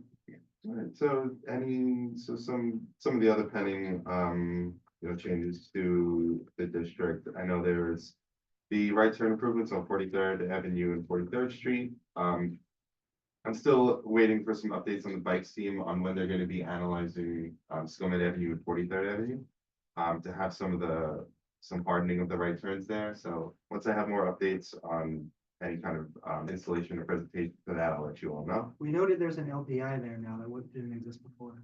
Okay. That's Good to particular- know. Yeah, I hope that helps, you know, with some of the. which is a leading pedestrian interval. Yeah, we like them. Yes, we do. And I also wanted to give, in terms of other hardening of corners on Queens Boulevard, I know there's this concern with the bus stop eastbound. If it hasn't already, that bus stop is going to be addressed, because I believe that was the location with the barriers there. Yeah, so that, if that hasn't already been relocated, that should be relocated, that bus stop, for the construction that's happening on there. But some other good news, I just emailed a little earlier today, as I was getting ready to come here, that we're going to be coming back to Queens Boulevard to create some bus boarding islands and some concrete curb extensions along the corridor, wherever feasible. So that we do expect that to be happening this year. So I look forward to that. Boulevard between, say, with the intersection of Roosevelt and. Along the entire stretch of Queens Boulevard, they're gonna be certain locations. Out there. No, from the project that we implemented That's what between I'm- Roosevelt and Skilling. So won't that obstruct the new bike lane? No, so it will be, work with the bike lane, so Like floating and the bike lane. there'll be behind it? essentially a floating, bus stop where the parking lane is. Yeah.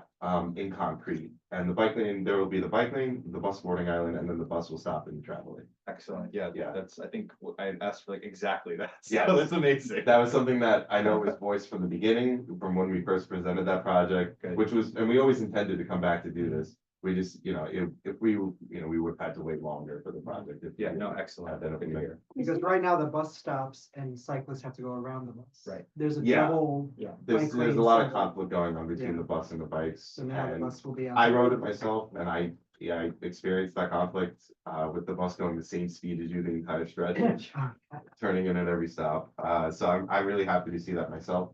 And even at corners without bus stops, we're going to be installing some, concrete. Yeah, that was out, yeah, That's fast. yes, It's working. yeah, so, Is there extra construction going on the north side of Queens Boulevard? It just seems to be more and more barriers. yeah, 'cause that's part of the MTA's elevator The construction. elevator thing, Yeah, is it expanding the construction on the boulevard? no, it's only gonna be confined to what it is now. And we've been working with a lot of the businesses there who've had some concerns with the barriers and the curb access at the locations, because the barriers are a literal barrier to the curb. So Yeah. we've been working with, you know, relocating loading zones and, you know, some of the bike share stations or the car share spots, just to kind of help with the curb access for the businesses there. So those are some like pending, investigations we're doing right now. But, so we've been working with some of the businesses there to hear their concerns. And one of the small wins we got was, you know, relocating a loading zone to one of the side streets at 48th Street. Because right now it's, you know, one of the blocks is no parking, and then the block that does have parking along 48th Street on the boulevard proper. You know, much of it's taken up by the loading On zone, the south side of those. the north side, sorry. By Paracop, Yeah, Paracop, if yeah. you're familiar with that. Yeah. So that's, you know, some of the changes we wanted to do to help make the project work for all the uses that are happening there. Yeah, so a lot of changes for Queens Boulevard, and I'm looking forward to see those installed that concrete. That's great. So, on the topic of Sunnyside, I know we issued some motions last meeting about additional requests. Have those been sent to DOT now? Have you received those? A lot of letters went out. Which one in I particular? can double check on the tracking numbers, and I can help get those over. Yeah, and so for I any just want to letters make that sure were it sent. gets into the system. Yeah, of course. Was it the problem about coming west on Queens Boulevard? and having to cross over the outer roadway of Queens Boulevard and then Roosevelt Avenue and then having to make a right onto 48th Street. I know I spoke about that. but Yeah, it's yeah, something- and I did definitely tell the, let the project team know about that little conflict. I mean, that's tough considering the roadway kind of just opens up there, and I mean, I do expect some changes to happen, maybe not necessarily on that block, but right by there for the capital project that's gonna be happening soon. For reconstructing the roadway on Queens Boulevard, just east of Roosevelt. Just east of that. Yeah, that's where the reconstruction is gonna be started. On Queens Boulevard proper. Yeah, So the but they original don't- Queens Boulevard bike lane project, that's now getting capital concrete. So there's a lot of construction that's going to make things. I just want to be able to turn right on 48th Street and not get killed by a bus. Sure. Well, Do you have a date on the capital project? Is it? on the capital project, I have to check, but I know that's Well, very that's soon. South Town Roadway. I do not expect that project to get delayed in the same way. If there's any delays with the Queens Boulevard reconstruction, it would just be with, design and funding. I wouldn't expect it to be held up for any other reason. Yeah, in terms of other, I know, Corey, you were saying about requests that were sent. I know there was a concern with, Greenpoint Avenue, I believe 47th Avenue. So we have a case in now on all pedestrian bays. That's gonna be investigated. Okay. So once, I hear more about that, I'll be able to share. a look at that. And then I think there was another request about 48th Street going south from Queens Boulevard. Where there's a curb cut for bikes, but there's unclear signals for them, on like Yeah. what bays to travel south on. Yeah, that was another one that I have requested now too. And I also let the project team for the Queens Boulevard know that was, great. Because I do find myself when I'm just looking through the map there, I find myself looking at it like there's just no idea where to go from there. Yes. And I fully understand how confusing it is there. But that's an area I want to pay more attention to, especially because there's some of the bollards over there. An issue. Oh, speaking of bollards, sorry, just because you mentioned it. Yes. Remember we talked about there was a bollard under, like by the 48th Street Boulevard? Yes. I following up about They the team. closed it and said that it wasn't their responsibility. DOT, so. Yeah, because it was a different agency, which sounded really weird to me. I think they made a mistake. I think they misunderstood Yeah, what it definitely let me was. know. All right. Definitely let me know the tracking. You have a card? I don't have it. Yeah, yeah. I'll send you a note. Yeah, let me know if you're able to Yeah, do that I'll- one. Just so I can look Yeah. at the more internal, right? Yeah. I'm being reminded by our district chair that most board committee meetings don't go 3 hours, so.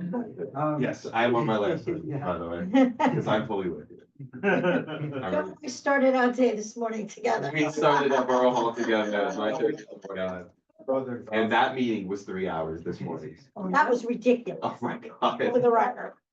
They threw an extra presentation in there at the Yeah. last minute, and it was a presentation that should have had its own Yeah. period of time, the street activity program. Oh, wow. I'm crying today. You But yeah. finish it. Yeah, so the last thing I just wanted to go over, was, I know we already did discuss this, but the kind of the bike complex that are happening along, that sign on by Queens Plaza. Oh, yeah. Yeah, but I do also want to know some good news with that, is that we've had a bunch of, kind of safety improvements for that bike lane leading up to the bridge. Running along Queens Plaza, we installed some rumble strips, some new signage. This past week, we just installed green paint for the crossing. We, got rid of some of the extra crosswalk markings to kind of indicate exactly where the crossings are. And we're also gonna be looking into other markings in the area. So there's, because we heard a lot of concerns with, bike and pedestrian conflicts there. So we're doing all we can right there. Yeah, nice, good, good. I will note, that I rode my bike the day that they painted, and there was no alternate route for cyclists. Okay. They just closed off the entire bike lane, Yeah. and the crosswalk, so you couldn't even go around. I understand they're painting, but like, so I just took the main road to the bridge, which I'm Yeah, legally that's- allowed to do, I think. It's a very tough spot. Yeah, anyway, it's painted, Yeah. it was a few hours, but. Yeah, I hope it was good throughout the line. I think the Yeah, rumble that's- strips there are, you know, they're oddly spaced in some ways. There's some and then the people go across and there's a little more. But it actually gets your attention as it's like this, which is That's good what to we hear. want. Yeah, because, you know, a lot of it was just, a lot of the original complaints for that was people don't know where the crossing even is, or like where you should be looking up the top. Well, then it was when they had the stop sign, and, you know, nobody was gonna stop and. that was Yeah, unrealistic, so- glad that got corrected. Yeah, it did. That was. But that is all for me. Oh, beautiful. Thank you. Lori? Comment, from someone, some folks in the community. We talked about this, either last month or the month before that, about the, 47th Avenue at 46th Street where the school is. And then they put the rumble strips in, I guess they're called rumble strips, what are they called, the black and yellow thing? to Oh, prevent the people from- rubber speed bumps. The rubber speed Yeah, bumps, so the okay. turn on. Yeah, so we effective, and actually one of the crossing guards told me, that she was concerned about issues there, and I've seen, trucks actually. Then I don't think they understand that they're supposed to go around it, so they actually turn and go in between. And they go right through the crosswalk. So I don't know if they're just doing it on purpose or they're mistakes, but the crossing guard also pointed out that they really need in that spot some kind of like kids crossing or whatever sign. I don't know if that can be put up. If there's not existing school safety signage, we can, you know, get a case on, we can look. That into would be great. I mean, because you know, if it's not considered a school zone, we can definitely look at the sign for that. for those Yeah, school that would be safety. great, because especially after the accident last year. Yeah, yeah. And it's not helping. Not an accident. Yeah, I was Right, gonna thank you. say. Yeah, I know, No, I'm working on it. I'm working Give on me a it. break, it was an accident. That was an accident. Is anybody else? I have a couple of things. So we're good with it. I just have a technical question we were concerned about. Is there something in the open meetings law that says you can't mute people? I mean, once they expire, go over the time, maybe have 30 seconds of grace, but at that point, and, you know, is there a rule that says we can't? No, I mean, it just doesn't come up where we have so many people doing public comment in this committee, so I allow people to talk. They made the trip down here. I allowed them to talk, you know.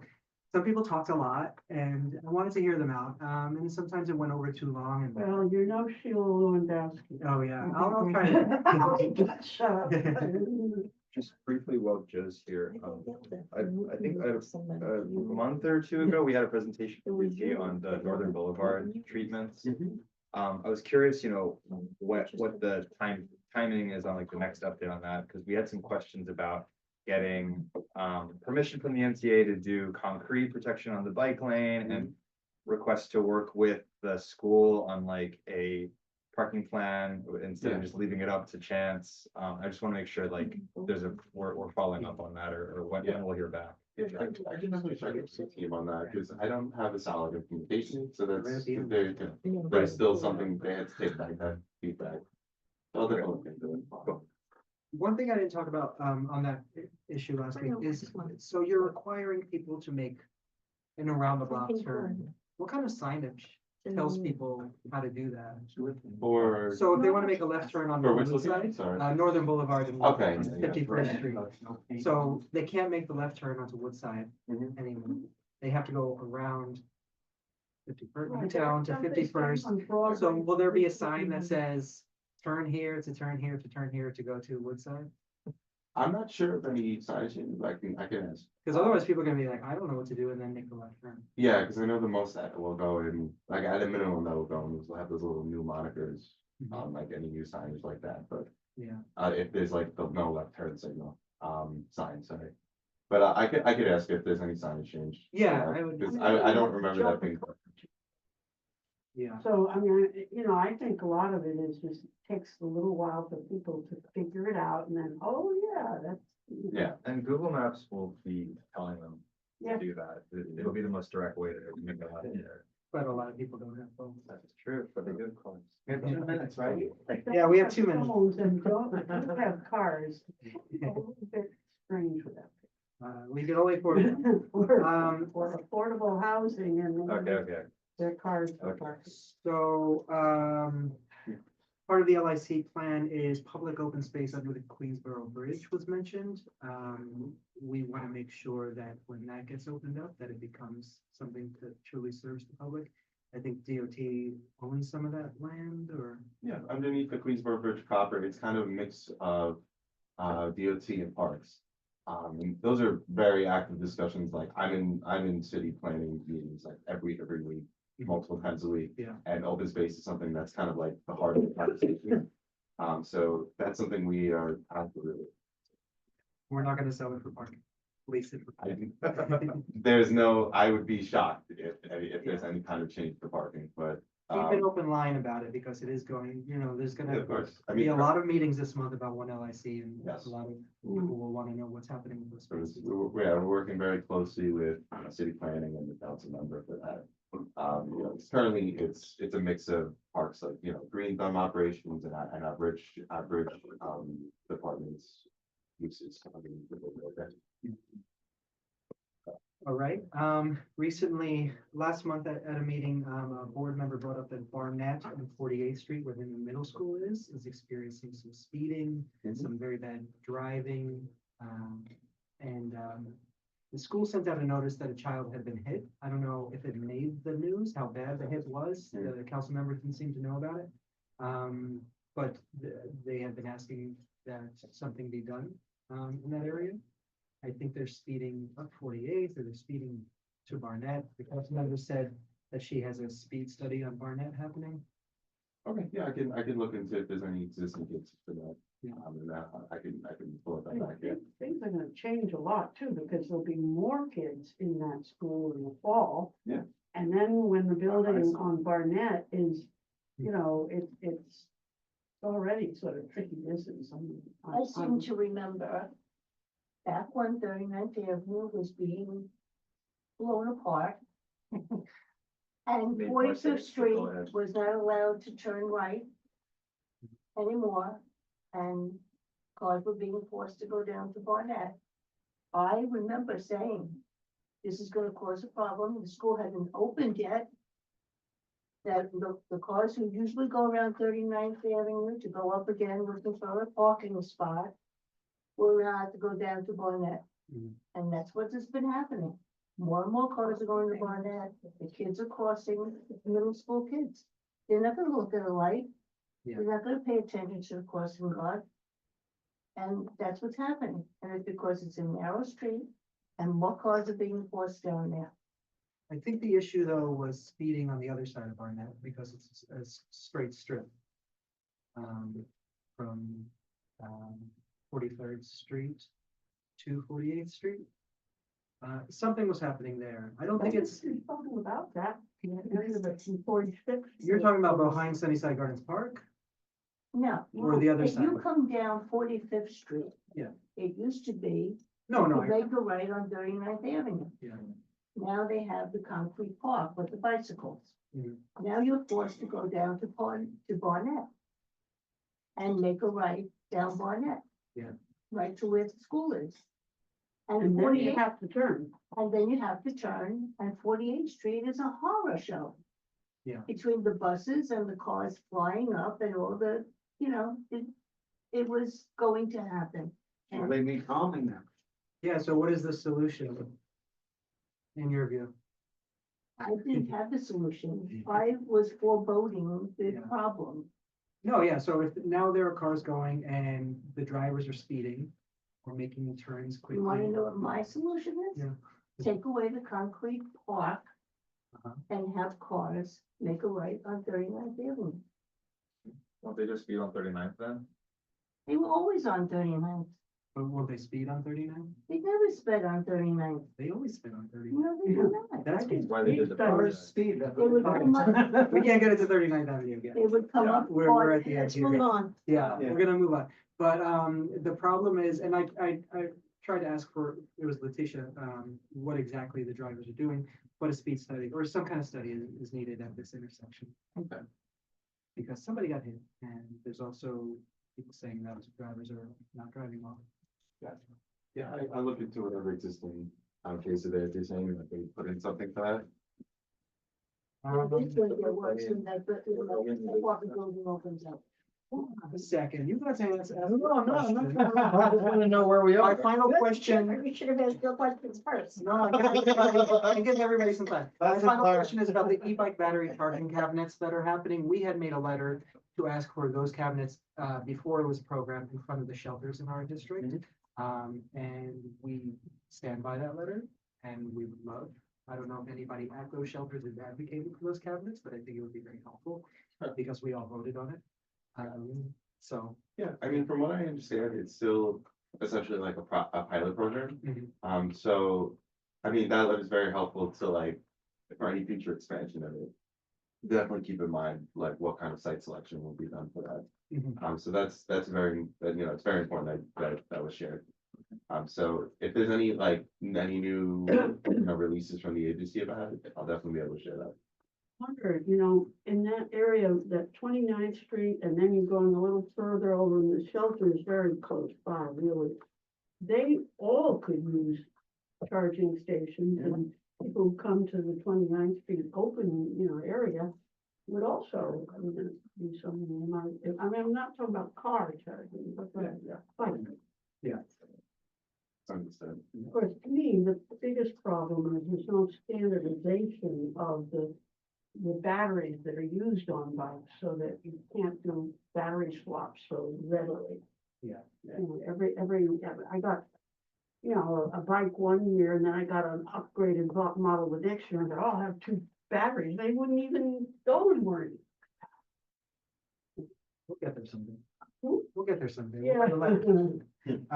All right, thank you very much, Joe. We are on new business now. I think I'm gonna skip old business because it's not really there. New business. So, may I? Okay, so the NYPD recently, announced that they're going to be giving out criminal court summonses for 6, low-level violations, from bicyclists, like for bicyclists, reckless driving, operating under the influence, driving the wrong way, disobeying a red light, failure to stop at a stop sign. These were formerly treated as standard traffic summons, same way they'd be treated for drivers. Now they're giving criminal summonses, require people to come to, they have to come to court. They can't do a virtual session. They can't just pay the fine. This feels really targeted at the types of populations that are relying on bikes and e-bikes to get around. It strikes me as an extreme escalation here. I mean, we all know that there are conflicts between users that we need to deal with, but this seems like just incredible escalation. And it's going to put people's lives at risk, because if undocumented people are required to come to court, ICE is going to find them, right? So I would like for us to put out a statement in opposition to this. You know, we can obviously discuss, but I just wanted to raise it. I know we're near the end of our meeting. It's just like, I'm trying to do it quickly because we're all tired. Sure. But So a motion in opposition of the. well, I don't want to make a motion in opposition, because I was instructed not to do that Okay. at orientation, but hold on. It needs to But I be. think- An orientation Well, we're for gonna what, get to Corey, you discussion. wanna fully disclose? What? The orientation for the community board members. Oh, but I don't remember that being the topic at the community. For Robert's Rules of Order, you should make a negative motion. Oh, you should, right. Yeah. Not a negative. Well, yes. Yeah. Do we even need a motion to write a letter? I No, don't think we do. no. Okay. No, but we can, I mean, But everybody's gonna see unanimously. Yeah, it's just, I think we should write to, you know. But if we want, we could. Right. Are you Everyone gonna should write to. formulate it and send it? I can do that, yeah. That would be great. Okay, absolutely. That'd be How would helpful. you if there's say, a- how would you contemplate phrasing it in the positive, because I agree. Well, a motion to send a letter in opposition to this thing. No, we could say. So a motion to Or support just- your old. Well, we How can, about we can that? just Could we say, do that? you know, Motion to it's support a the letter, standard? a letter Yeah. denouncing this action, or a letter saying that we have great concerns about this, right? I can phrase it however. Or a letter to. I just didn't support want our- But it's a concern. that's Right. a great word that you always use. A letter to support the community in its many diverse forms of transportation or something. Yeah, I just, Or the equalization of enforcement. So Yeah. that we don't have. Yes, the- equal, this I like coordinate- that, the equalization Right. and not For equal non-criminalization. But that's tricky because then we're saying that we sort of Oh, right, cars yeah. the same as bikes when cars are. Yeah, I much think more the prevalent in issue neighborhoods. is treating a low-level infraction as a criminal offense. Yes, That I is think the problem. that's, Well, maybe that's it. We support not Yes, yes. whatever. Yeah. The thing about the negative motion is that it confuses No, how that's people negative, vote. but yes, That's all that matters. We That's can, right, absolutely. we can write a letter in a negative, that's Yeah, fine. yeah. So we can, it's fine, I'll draft it up, I'll send it along, we can review it. any understanding. Thank you. I want to.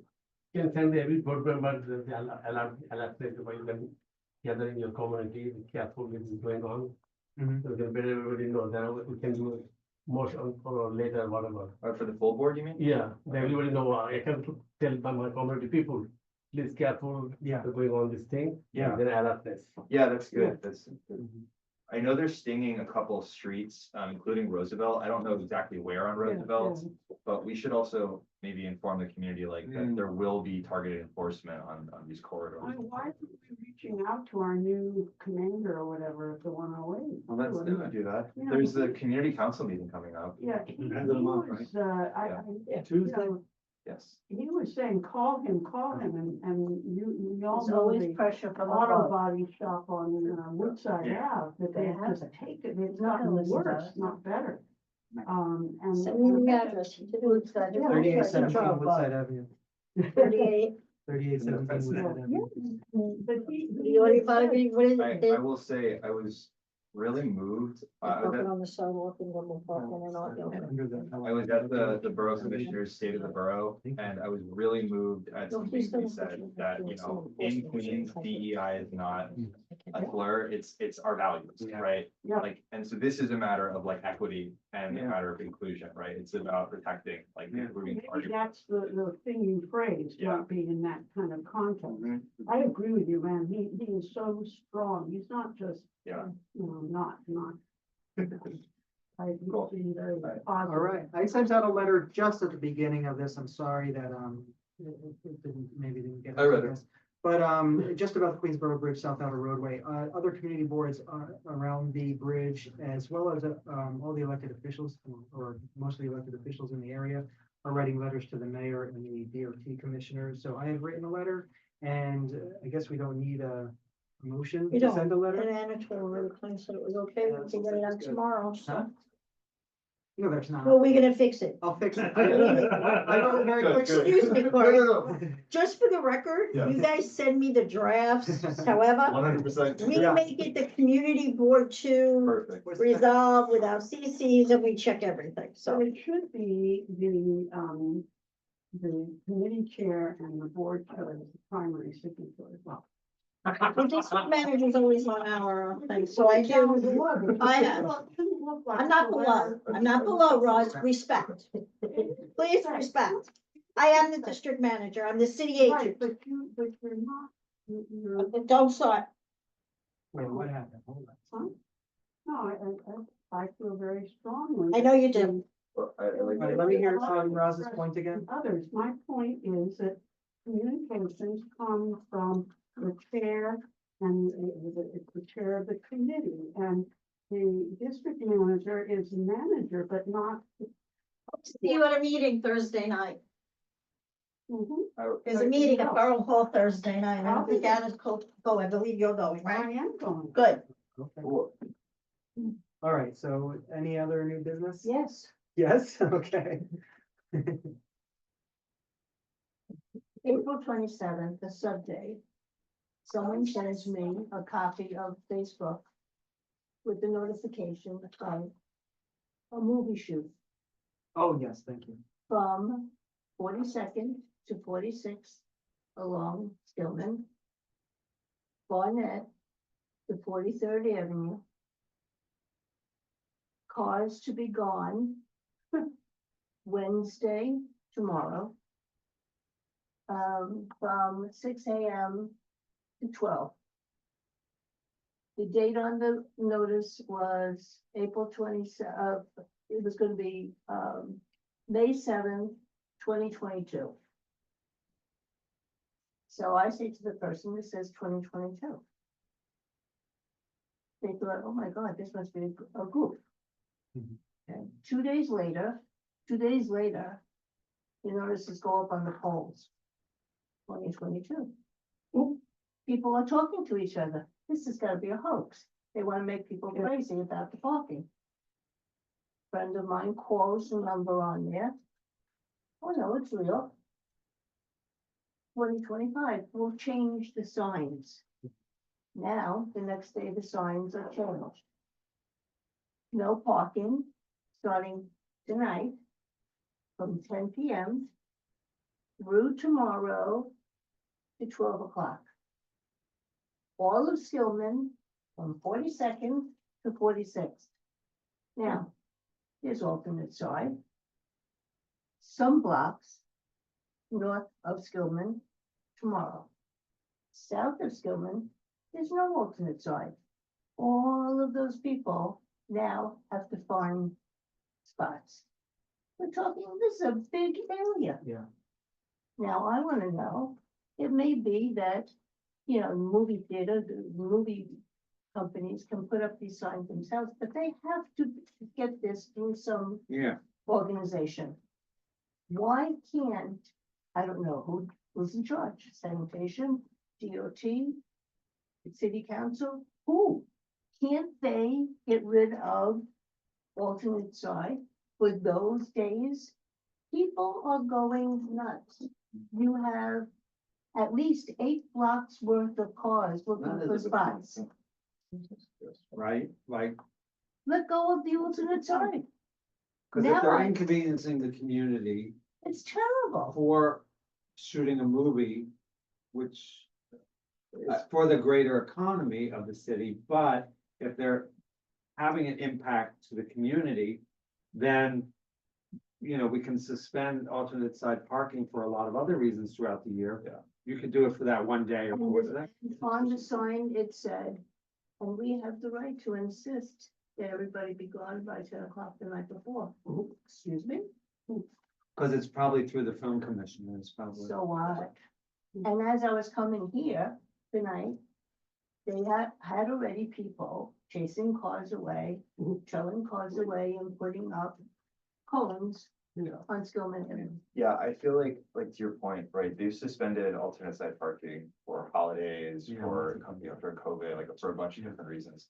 I feel like as long as you're not missing like 2 rounds of sweeping, if the impact is negligible. And I really, wonder if they're how, counting on using that side of the street as well, then. Well, it Could be. no, they went through every single part of what they needed. They needed the south side of Skillman Avenue. Yeah. Okay, and then they put all the other streets on both sides, from 43rd Avenue down to Barnett. Are you kidding me? And that, these people don't have any alternate side. I will say this, I do have friends that work in the film industry, and we even have somebody on the board that does. Tom Cruise. Yeah, Tom Cruise. And it's their livelihood, it's their job, so we're actually supporting them too. I know it's an inconvenience. Reasonable. Yeah. Give people. I No, I mean, I feel like put simply, right, like, I would support a policy that was just like, on streets that they're doing shooting, don't, you know, you suspend alternate side parking while they're shooting, like, that seems pretty basic. Dirty is that neighborhood. Wow. That you need to have alternate, that you Well, need to have a street. Street sweeping is important, but I feel like the length of shooting isn't gonna last like No. that long. And then I'm seeing all the rain come and I'm saying, damn, we're not gonna get this done this They're not week. even gonna do it. And they're gonna do it next week. And people will freak out.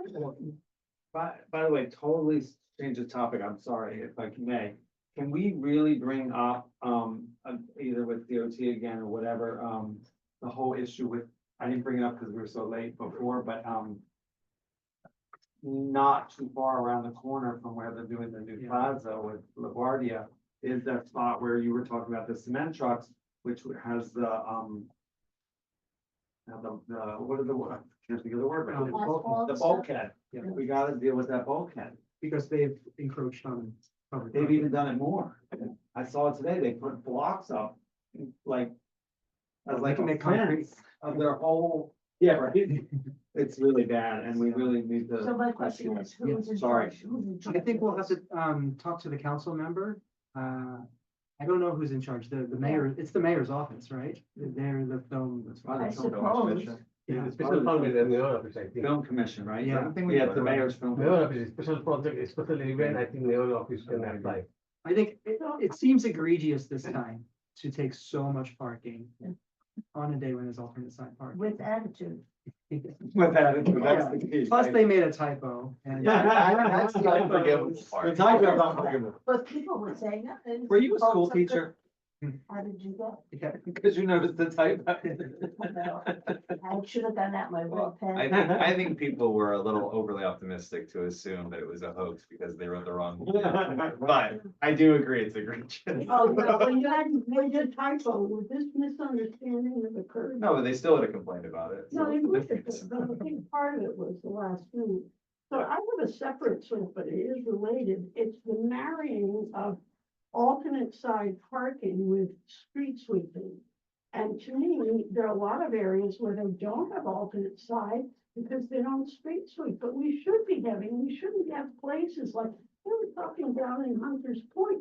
There's obviously people there that are just leaving their car there indefinitely. And that's part of the reason Well, we can't find parking. I would love to get into you about that when we have time, Yeah. because there's a lot to unpack, but the reason we have alternate side parking is to open up the road to do street sweeping. Like, if you wanna talk about, Yeah, but when you said we could Yes. go to two cycles, well. Yeah, no. yeah, yeah. Yes, you can. In most of our neighborhoods around here, it's clear enough to do that, unless it's the fall with all the leaves coming down. well, yeah, we have to be careful, because if you go too long, then you get debris which clogs the storm drains and makes flooding worse, so like, there is a factor, but I agree, like, missing 1 week is, it's not the end of it. But also, we have a lot of residents who complain about the lack of parking, and if somebody parks a car for 3 weeks in one spot, they're not using parking the right way, or the right way. My point is, rather than using No, we're not- alternate side parking as a cudgel, you should talk about doing, metered parking, but like, that's Yeah. why it's a whole different conversation. Yeah, I mean, well, there's a lot of stuff that came up. Be able to make some movement,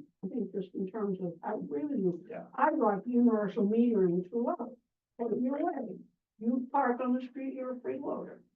No. All right.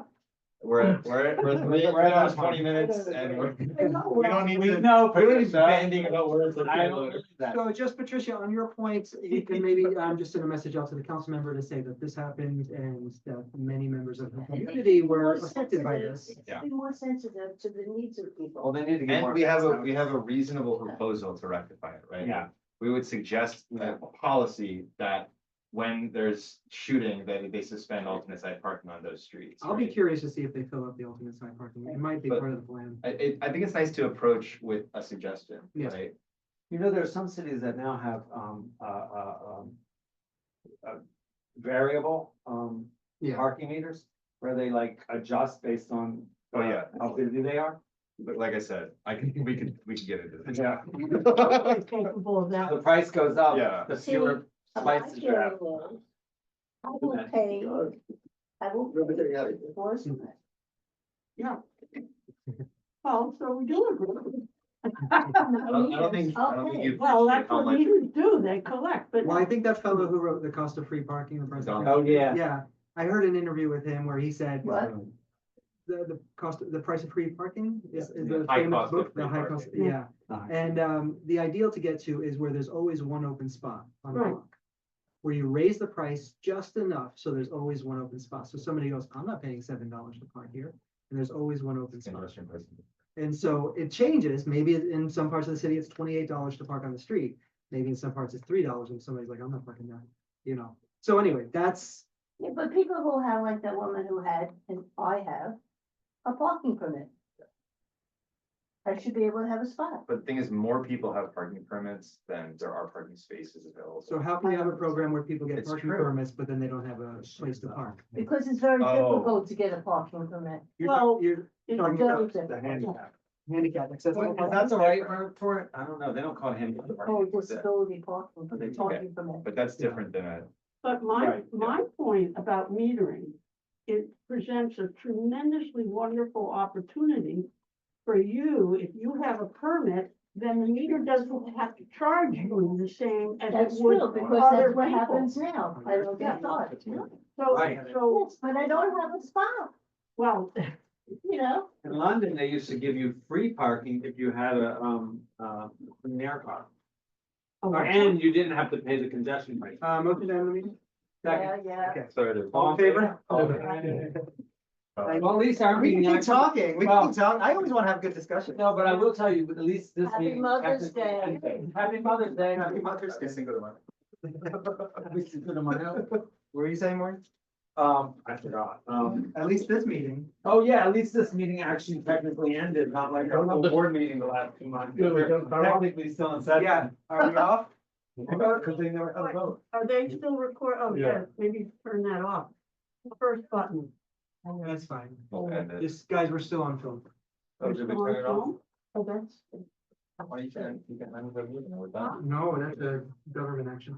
Oh, okay. Oh. I didn't realize. I thought I'm a you were the chair of the volunteer. committee.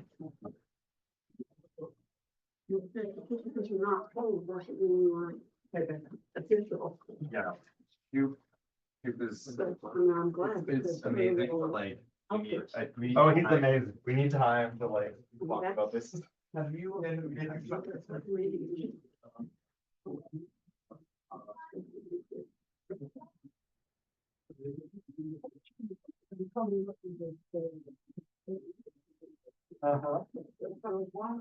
Yeah, we should always have, we have like big maps of every second, and the, just, do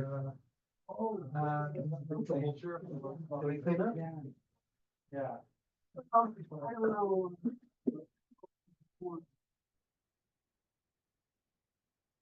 Hold on.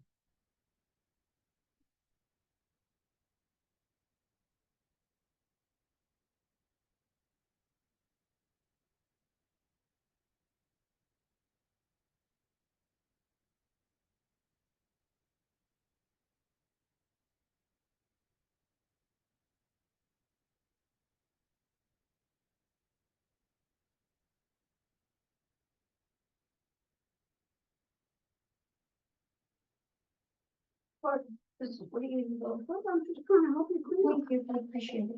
I didn't end I the, really do. Roz, weren't you at Borough Hall? We're partners. No, We're that's, partners. no, It was made very clear.